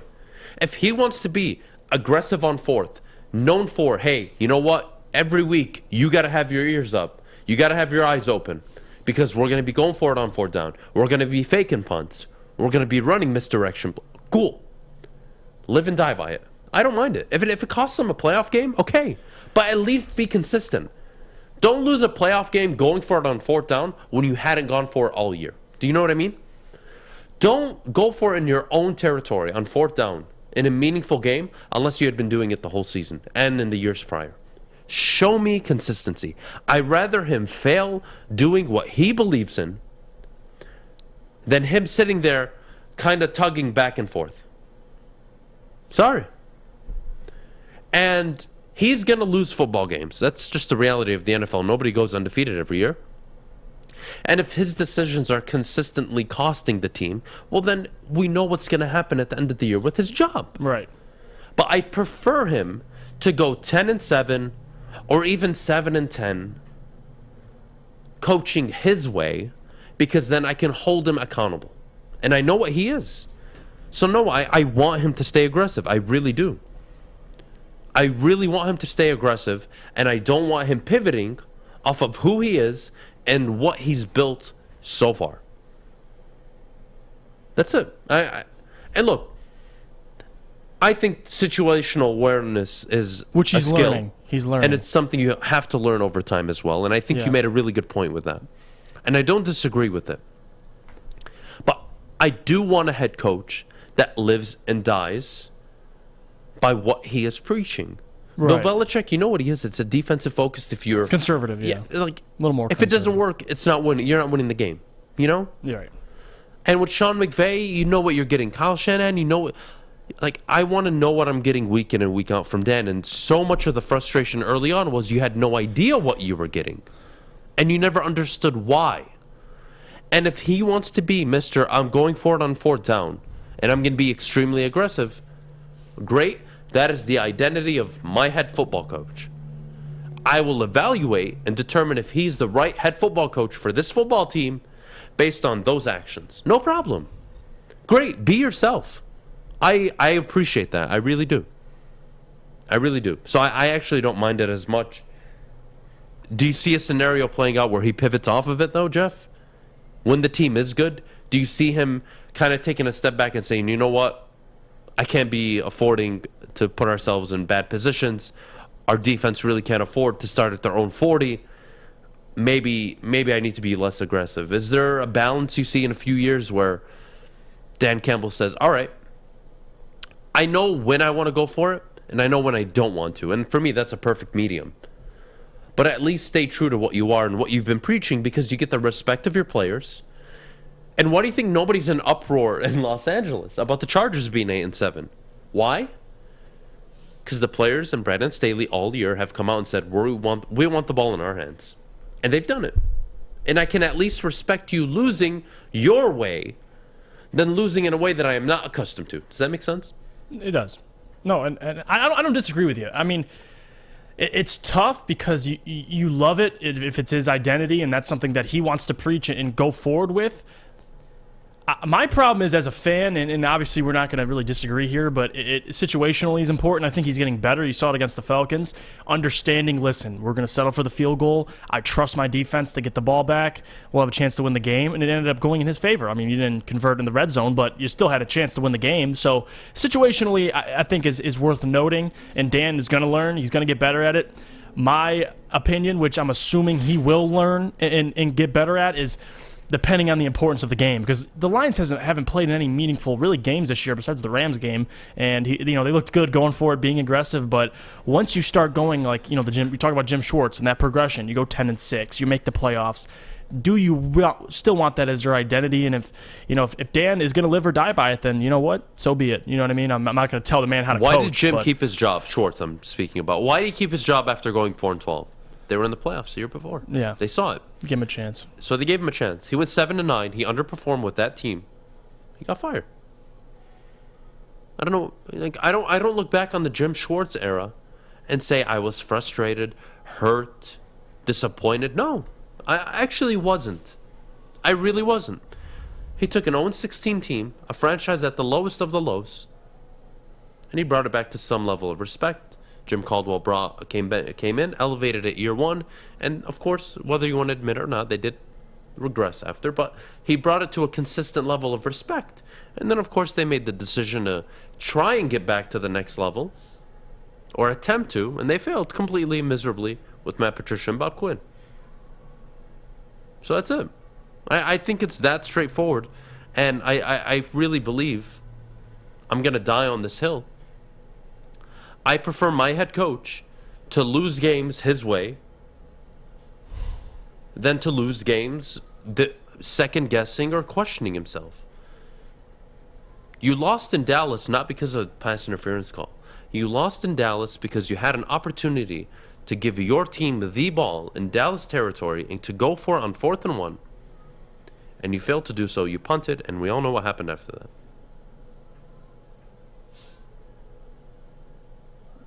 And if I recall correctly, wasn't that Jim Schwartz team that started 7-9 that final year? Didn't they start the season 5-0?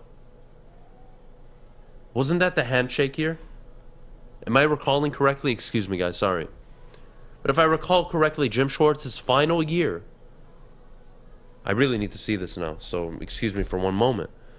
But if I recall correctly, Jim Schwartz's final year, let's pull it up, 2013, Detroit Lions. They started the season 1-0, they started the season 6-3. They started the season 6-3 and finished 7-9. They lost 6 of their last 7 games. Yeah, unacceptable. They lost to the lowly Bears, the Eagles, Giants, and Vikings. That's why he got fired. That was a good team. It really was. And no, I'm sorry, Still I Rise. I'm not glossing over the Jim Caldwell era. What I'm telling you is how you remember it is not the reality. That is not the reality of Jim Caldwell. Is he came in year 1 and he did what you expected Jim Schwartz to do that final year when they were 6-3 to start the year. You wanted them competing for the division, and the Lions blew the division under Caldwell. And if I remember correctly, again, Jim Caldwell, 8 of his 9 wins the final years were fourth quarter comebacks. And last I checked, guys, isn't winning in the National Football League hard? Isn't it difficult? Imagine trying to win on a fourth quarter comeback, last second drive, week in and week out. That is not sustainable. And that's why I had such a problem with Jim Caldwell. What he was giving you on the field was not sustainable. And more importantly, what he was giving you in the win-loss column was not sustainable. I'm telling you.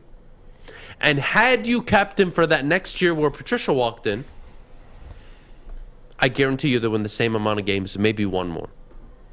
That team was on the decline. But nobody wants to admit it because the record was so nice. It was 9-7, but it was the most flawed 9-7 you could imagine. But we don't want to admit that. We don't want to admit it. We don't want to admit that our record was truly better than what we actually were.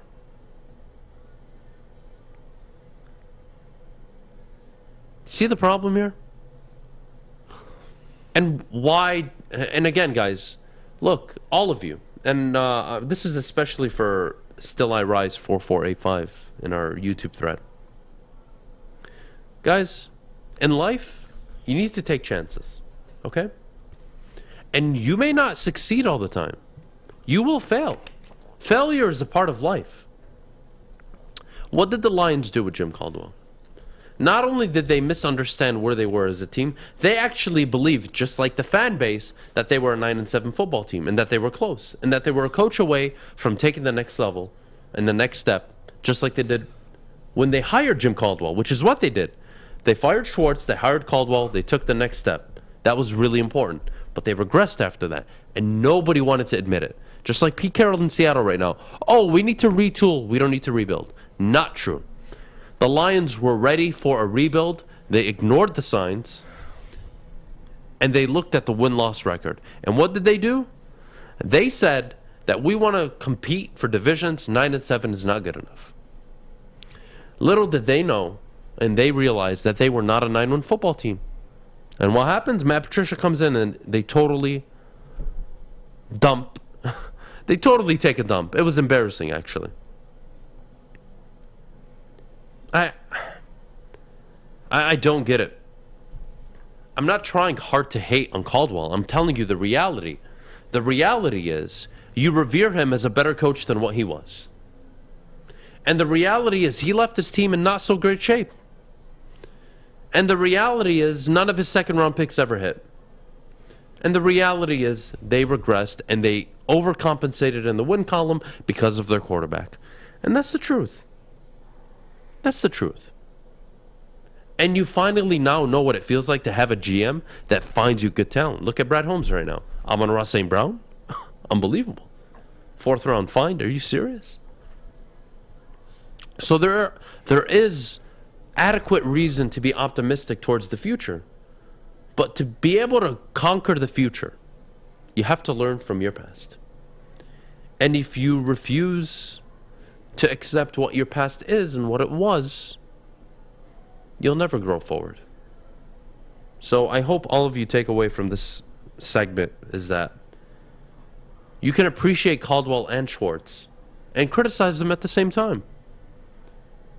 But to revere one as if he was some savant, the greatest coach in Lions history, excuse me, I'm not for that. So we got to go to break. When we get back, are bowl games meaningless, and who is the Rookie of the Year frontrunner in the NBA? So much to talk about when we get back, but before we go, I got to tell you about our friends at the Folding Warehouse in Hamtramck. Host your corporate party, team building event, or just come in with family and friends. There are always 2 ways to play. $10 unlimited open play or a private lane reservation. For up to 10 people, for 2 hours, they have over 100 beers, $2 Mystic Beer Machine, and multiple bars throughout the facility. You can bring your own food or have it catered. Be our guest. Come and get your full on. Check it out at foldingwarehouse.com. That's foldingwarehouse.com. I'm looking to bring on another HVAC tech right now. We are recruiting 5 to 10 techs a month. We're looking to grow and expand. Every new tech we hire is from Northwestern Tech. The hands-on training is fantastic. They're always my first call. We love hiring Northwestern Tech grads. They come out trained and ready to work. Our program is only 10.5 months, and our next classes are starting soon. So why wait? I'm looking to hire a graduate of Northwestern Tech. Northwestern Tech. Northwestern Tech. Northwestern Tech.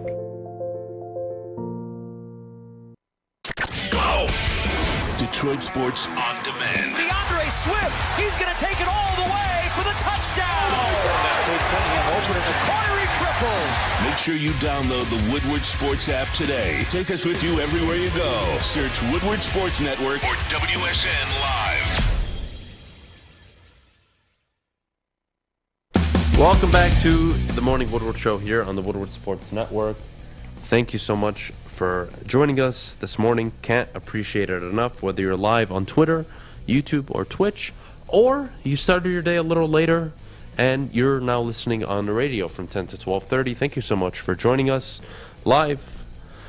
9:33 in the morning right now. If you're tuning in at this point on the radio, you'll be tuning in on 99.1 FM, 93.5 HD FM, and 94.7 HD2. Live from 10 o'clock to 12:30 every day, Monday through Friday.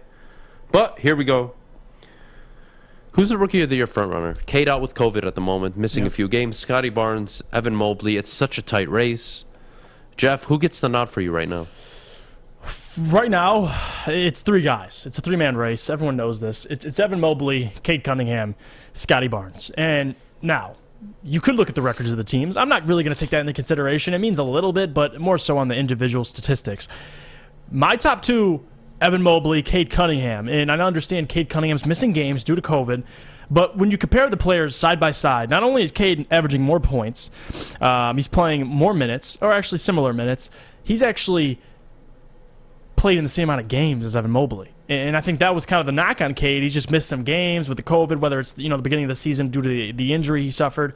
Evan Mobley's missed games as well. So I don't think this race is going to come down to who is the most healthy and everything. It could be, but as of right now, you got Evan Mobley, Cade Cunningham. You got 2 guys that have played the same amount of games. Yes, you can take into consideration the win-loss record, but I'm not going to. I'm looking at individual stats. This is Cade, 15, 5, and 6 in 1.5 steals. Evan Mobley, basically 14 and 8 and he has 2 assists, but I'm not really looking at that. 2 blocks. I see a guy in Cade Cunningham who's not only making more of an impact on the floor, but he's contributing more to winning basketball, in my opinion. And that's who Cade Cunningham is. I mean, although, when he does play, the Pistons may not come out with a W, he is the reason why they have a chance in every ball game. So, to me, it's Cade Cunningham. Maybe I'm biased, but that's just me watching basketball games. Evan Mobley, big fan of his, but at the same time, I mean, him and Jarrett Allen, 2 centers on the Cleveland Cavaliers, both pretty damn good centers. Cade's the guy on the Pistons, and he's been balling, man. And he's the only guy getting a consistent 15, 16 points a game. So I don't know how you can't give it to Cade, because the Cavaliers have multiple guys, multiple options. They have more talent, obviously. So I'm going with Cade. He's my Rookie of the Year race, although he's injured. If he comes back and he has a string of good games, the Pistons maybe pick up a couple wins, he's right back elevated to number 1. So I'm sticking with it. Okay, so I really want to say Cade here, and I think the Pistons absolutely nailed the pick. But right now it's Scotty Barnes. And I could make an argument that even Evan Mobley should be above Cade Cunningham right now in terms of Rookie of the Year. And it's so early that I don't mind saying it, actually, because I still believe Cade Cunningham has all season to continue putting up 21, 7, and 10 for a consistent amount of time, where his numbers will not only be better than both of theirs, but he'll just look like the best rookie, and he'll eventually win it, regardless of how bad the team he plays on is. So I don't mind it. So I'm going to stick with Scotty Barnes here. I'm going to have Evan Mobley second, and I'm going to keep Cade at 3, although I think Cade leapfrogs them both come the end of the year. I just think it's tough to give it to him right now. The team is so bad. You have a sour taste in your mouth with them. You'd like to see them win a few more games as the season goes on. And Cade's got to come back from this COVID case or a protocol and put together something special. Right. And I know we talked about this weeks ago, and I brought up to you, well, the record does matter. And you're a little hesitant. You kind of going back on that, because now the Pistons have 5 wins. I mean, at this point, you kind of got to take the record into consideration. If they're all pretty even teams, I could see that. But it does hurt Cade. We can agree on that. 5 wins through 32 games. It's not a good look. It's not helping your Rookie of the Year case. But statistically, he's right there. But, yeah, to your point, Evan Mobley, Scotty Barnes, team success. Evan Mobley has his team at 20 and 13. Yeah. They're in the 5 seed in the playoffs. And Scotty Barnes is in the play-in. They're basically 500. They're pretty good. They're 14 and 16. So, yeah it kind of does matter. And I get it. The Pistons aren't the best basketball team right now. Toronto probably has a better coach. Cleveland, honestly, what they're doing right now, I'm glad their coach got re-upped. He deserves it. He's been really coaching up that basketball team. Happy for everyone there. But, sorry, 20 and 13, maybe Scotty Barnes is just playing at this much higher of a level, and it's just enough for me to keep him at 1. Yeah. Don't be surprised if you asked me a month from now and I told you it's Evan Mobley. And now, it's going to change so much, and it's going to fluctuate so much as the season goes on. And this Rookie of the Year race, to me, it's still very neck and neck, considering the games played. All these guys are around the same. Like you said, the record's different, obviously. The Cleveland Cavaliers have a good basketball team, but Cade Cunningham, they have to win games. And it's hard because they're missing Jeremy, they're missing Kelly, but yeah, you have to win games. Maybe, if you can get somewhere to where the Raptors are right now, they're 14, you said, and 16. If you can get not close to 500, but in that ballpark, like last year, they had 20 wins. You don't really want to stay in that area, but they're probably going to end up being around 20 wins. So it's going to be tough, man. It's going to have to be statistics popping off the page for Cade to win the award, because team success, he doesn't have a chance. And it's not his fault. It's just the reality of it. The Pistons don't have a talented roster, so the Cleveland Cavaliers do, and so do the Toronto Raptors. So it's just situationally. Well, but speaking of talentless rosters, I should say, a lot of the, I want to say, starting/star players for a lot of big college programs are sitting out. Kenny Pickett, now Garrett Wilson from Ohio State, announced today he's sitting out of the Rose Bowl. Who would have thought, honestly? Yeah. And here we are. Do bowl games matter anymore outside of the college football playoff? Do they actually matter? It's a glorified exhibition at this point. Yeah. And that's really sad, because I love, growing up, watching the Orange Bowl, Michigan, Tom Brady winning that game against Alabama, that was big from my childhood. Watching the Rose Bowl, granted it was the BCS at the time, but Texas, USC, there has to be a balance. I don't blame the kids for sitting out, and what do you do with the kids that are in the transfer portal? They can play still. Michigan State is lining up 10 players on Thursday. 10 players that are in the transfer portal will be suiting up for Michigan State. Does that make any sense? I'm not a fan of bowl games right now. I think they've been extremely diminished and devalued. People are sitting out of the Rose Bowl. Think about that. Yeah, historically. The Rose Bowl. Yeah, it doesn't. Which is not as significant as it was 10 years ago, and I hate to say that because I'm a big fan of it. But that's just, it's not. Winning the Rose Bowl isn't winning the Rose Bowl anymore. It isn't. It isn't. It's so sad. It really is. So here we are. Just how meaningless are bowl games now? And how I don't see it. It's the New Year's Eve, the New Year's Day games, and that's it. What do they call it? The New Year's 6 games. That's it. Those are the games. And if it ain't that, no one's watching. I'm not watching the Ragin' Cajun Bowl. I'm not watching the Funda Fiesta Bowl. I'm not watching the GoFundMe Bowl, the Snickers Bowl, the Tropical Smoothie Bowl. I'm not watching any of it. You're not watching the Duke's Mayo's Bowl? No, because I don't want to see a coach get dumped with mayo on after they win. It's disgusting. Oh, I'm with you still. Part of the fun. Still, I'm with you. I know it's about revenue and commercials. I totally get it.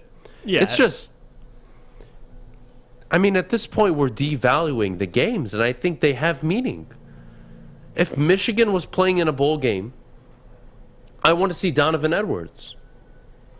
If Michigan State is playing in a bowl game, well, they are technically against Pitt. That's not significant. I want to see next year's guys. But at what cost? Some of them are going to be in the portal. And being in the portal doesn't mean you leave your program. That's the crazy thing. You can enter the portal and come back. Granted, likely you're entering the portal for a reason. You're probably going to leave. There's the Jimmy Kimmel poll, like WTF. Exactly, Matt. I get it's all revenue-based, commercial-based. I look, Central Michigan's making $2 million heading down to, Arizona this weekend?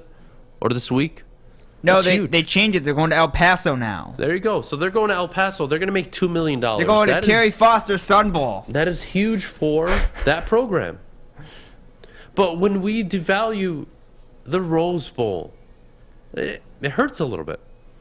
And I'm old enough to remember all the great games that were played in Pasadena. It hurts a little bit. It really does. And maybe in 3-5 years from now, I'll be a stone cold killer. I'll have no feelings. And I won't care. But today it hurts a little bit. Now, you don't give any fault to any of the kids opting out? No. Okay. I'm in favor of these kids entering the portal. I'm in favor of them not playing in a bowl game that's honestly an exhibition. Yeah. When they're already projected to be first, second round talent, I don't see the point in it. You don't want a situation like Jake Butt. You know what I mean? I'm sorry. I don't want to see it. Speaking of Jake Butt. I can't wait to have him on this week. Yeah, he'll be on Thursday. I'm excited about that. Provide great insight. But, yeah, look, I'm not going to fault Garrett Wilson for sitting out of the Rose Bowl. No, yeah, number one. It hurts a little bit. Does that make sense? Definitely, yeah. As and a college football fan. I could care less about Ohio State and Utah. I have Utah winning anyway, so it's good for me. But the point is, if you diminish the value of these bowl games outside of revenue and commercial value, what product are you putting out there? You have to remember, there's a lot of kids on the fence of choosing your university that are going to be home for the holidays watching your team play in a bowl game.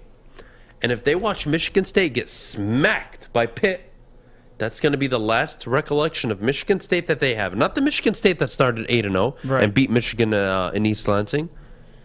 No, not that team. They're going to remember the team that got beat by Pitt, right? Right. And if you're a team like, let's say, Notre Dame and all these teams that are not in the big bowl games and the playoff games, you lose. Does it change your program forever? Probably not. But I'd like to think it does have some weight in terms of recruiting. Does it? Man, that one hurt. It really did. It really took me by surprise. And I do want to ask this question because I think Nick is asking a very good question. Do you think they will expand the playoff way bigger than they want to keep the stars of the team in the playoffs? Look, Joe Klatt pitched a great 12-team format that I kind of support. But guys, Didn't it work out this year in the college football playoff? Or is anyone complaining about anybody not getting in? Isn't everybody happy with who's in? Like, they got it right this year. I think there were 4 teams above all else. Above the rest of the group, I think there were 4 teams, and I think they got them right this year. And then by expanding the playoffs, you're technically diluting the other bowl games even more. So then the Jimmy Kimmel Bowl becomes a playoff game now. So there's the Orange Bowl, Fiesta Bowl, Rose Bowl, Jimmy Kimmel Bowl, Snickers Bowl, Raging Cajun Bowl. Those are your 6 playoff games? Like, that's the bowl game name? I don't know. I don't know how I feel about it. I really don't. I know that they should expand the playoffs because it generates more revenue and it's great for the sport. And as a viewer, I get to watch more college football, more meaningful college football games. I'm all for it. But guys, don't forget what happened this year.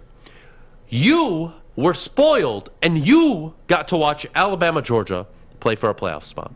You got to watch Michigan, Ohio State play for a playoff spot. You got to watch these things unfold. And you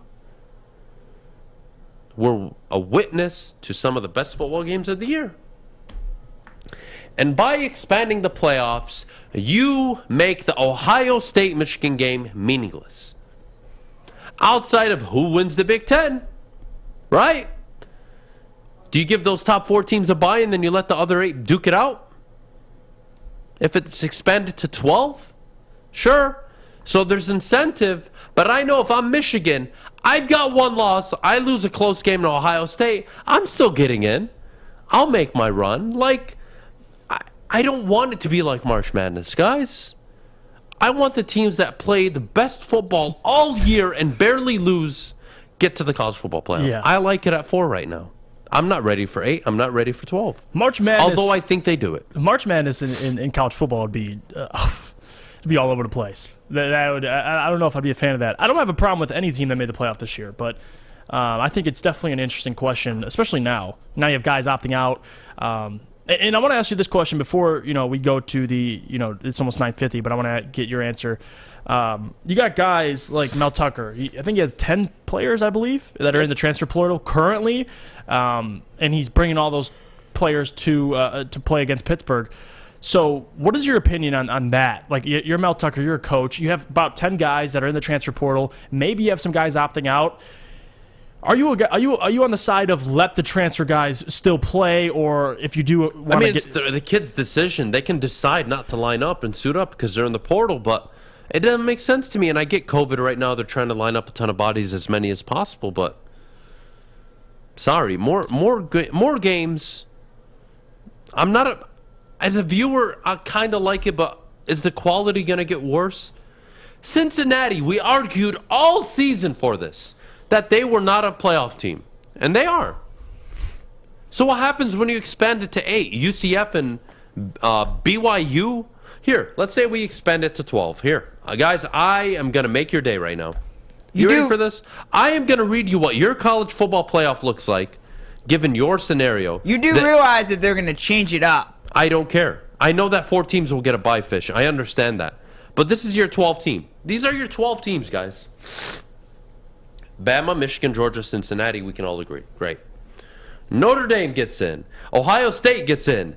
Baylor gets in. Ole Miss gets in. Oklahoma State gets in. Michigan State gets in. Utah gets in. Pittsburgh gets in. You do realize... And I could make the argument, why the hell shouldn't BYU, Oklahoma, and even Houston be in the top 12? So now I have to argue who's the 12th best team in the country. You do realize that they would change it up knowing that there's No, Fish. 12 No, they teams. wouldn't. Yes, they would. It would be 1 through 4 the same. Yes. 1 through 4 would be the same. They get the bye week. But and they then the would other find... 8 teams duke it out. What do you mean they would change it? I don't want them to change because it. they would find a way to push teams in and push teams out. That is BS. That is a problem. That is a problem, Fish. I don't want them changing how they put teams in now that they expanded it. What's the uniform system? How can you actually get That's what I'm saying. They're going to give you a uniform system. I don't if they think go so. to 12. They don't have it now. They don't have it down now.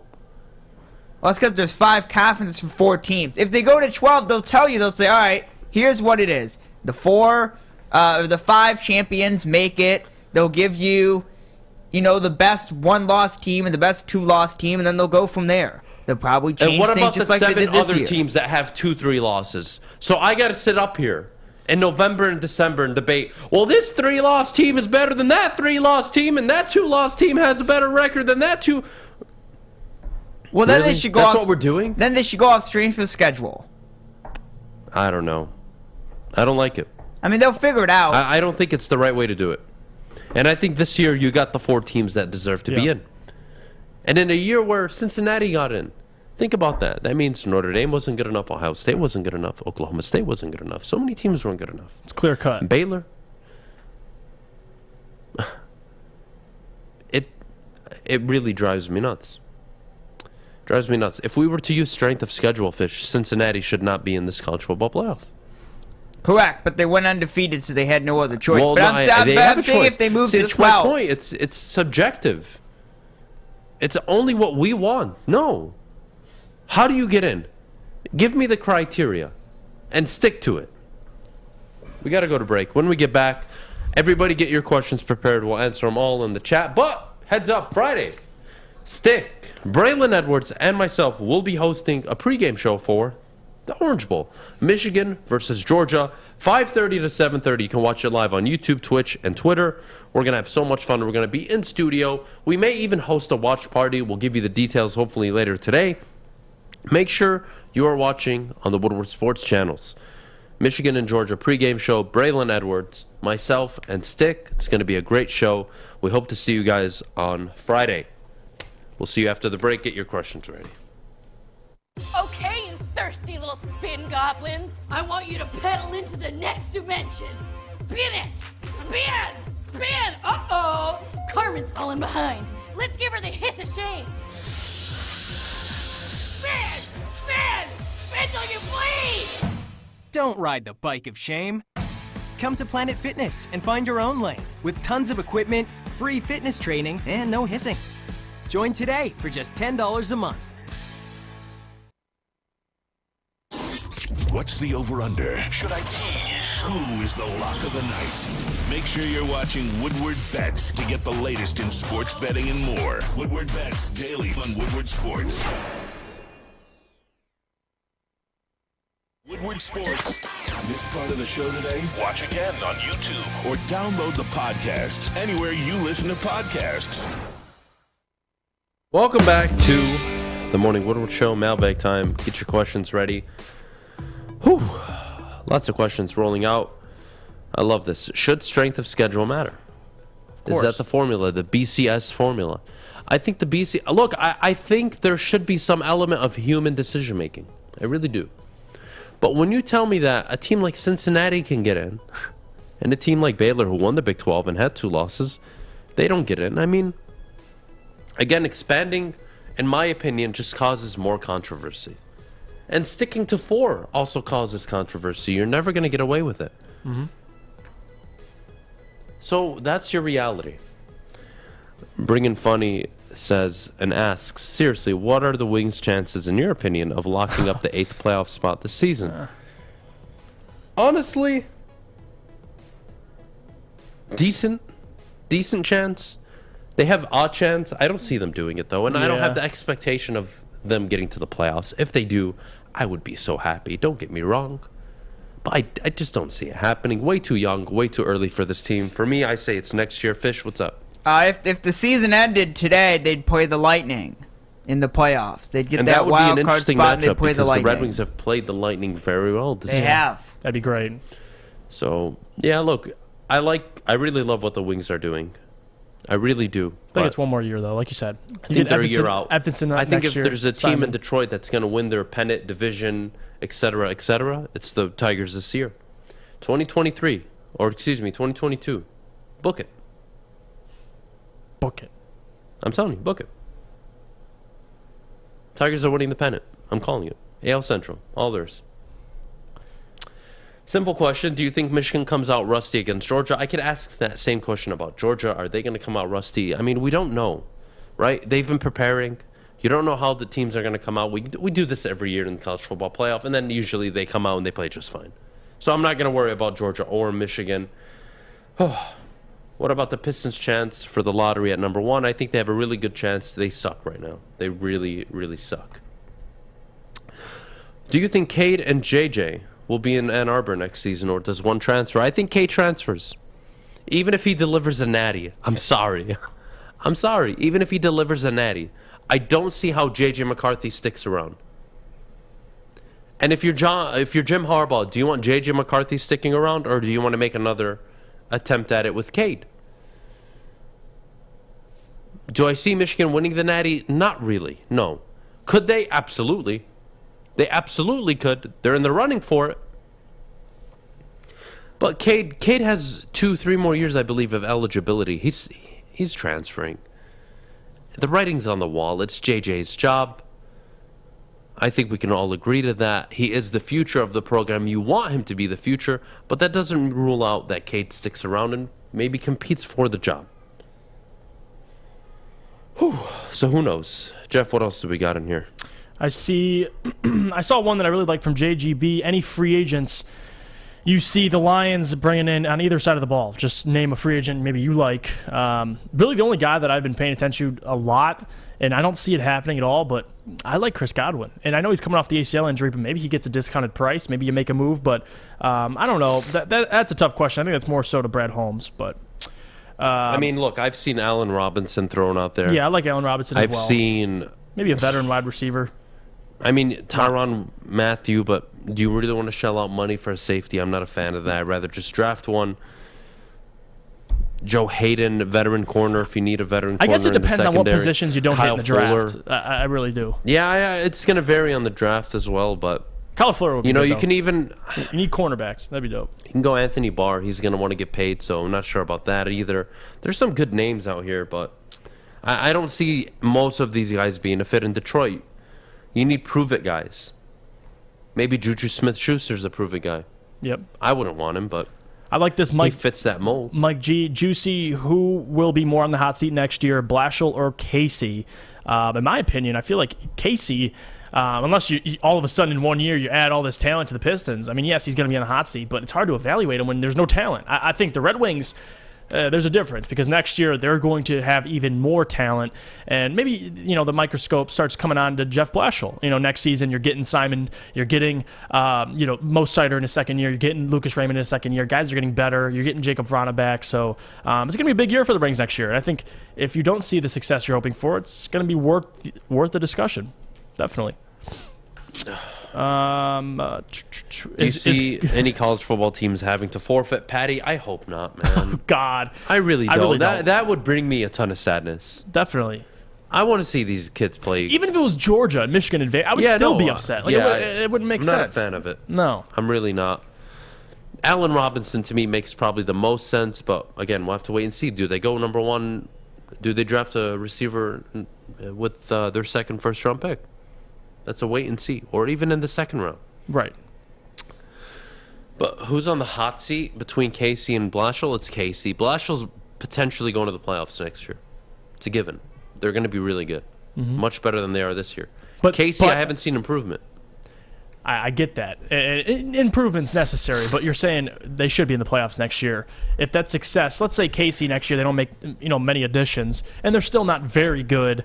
I think there's more of a case. It's hard. That's kind of a toss-up because it's two guys that are kind of already on the hot seat, but Blashill's going to have the better team, so you're probably right about that. Where would K9 be the best landing spot in the NFL based on need? I actually like this question because I saw Freddie the Pizza Man talk about it, and he talked about either the Ravens, but they're going to J.K. Dobbins back. I like the Miami Dolphins. Freddie mentioned it on Twitter. He said Kenneth Walker on the Miami Dolphins. I like it. I like it a lot because they run the football. They commit to running the football, and they don't really have an A back. And why not? Now you get Kenneth Walker. Maybe you get him in the second. Yeah, I like Kenneth Walker to Miami. That sounds nice. Regarding the Lions and their draft position, guys, I really think this is important to say before we go. They don't need to do anything. They don't need to force anything. They really don't. They have a lot of options. We'll see how the last 2 games play out, and we'll see what pick they get. Thank you so much for joining us this morning. I really can't thank you all enough. Every morning you come in here and give us support. We appreciate it so much at the network. We appreciate it on the show, of course. Fish appreciates it. Alex appreciates it. Thank you all so much. Kennedy, Notre Dame sucks. That's my sign-off this morning. Everybody have a great Tuesday. We hope to see you tomorrow morning. A lot of Michigan football now. A lot of Michigan State football talk tomorrow. I am so excited. And, of course, Thursday we get Jake Butt. Oh, what a week it is. What a week. I am so excited. Have a great Tuesday.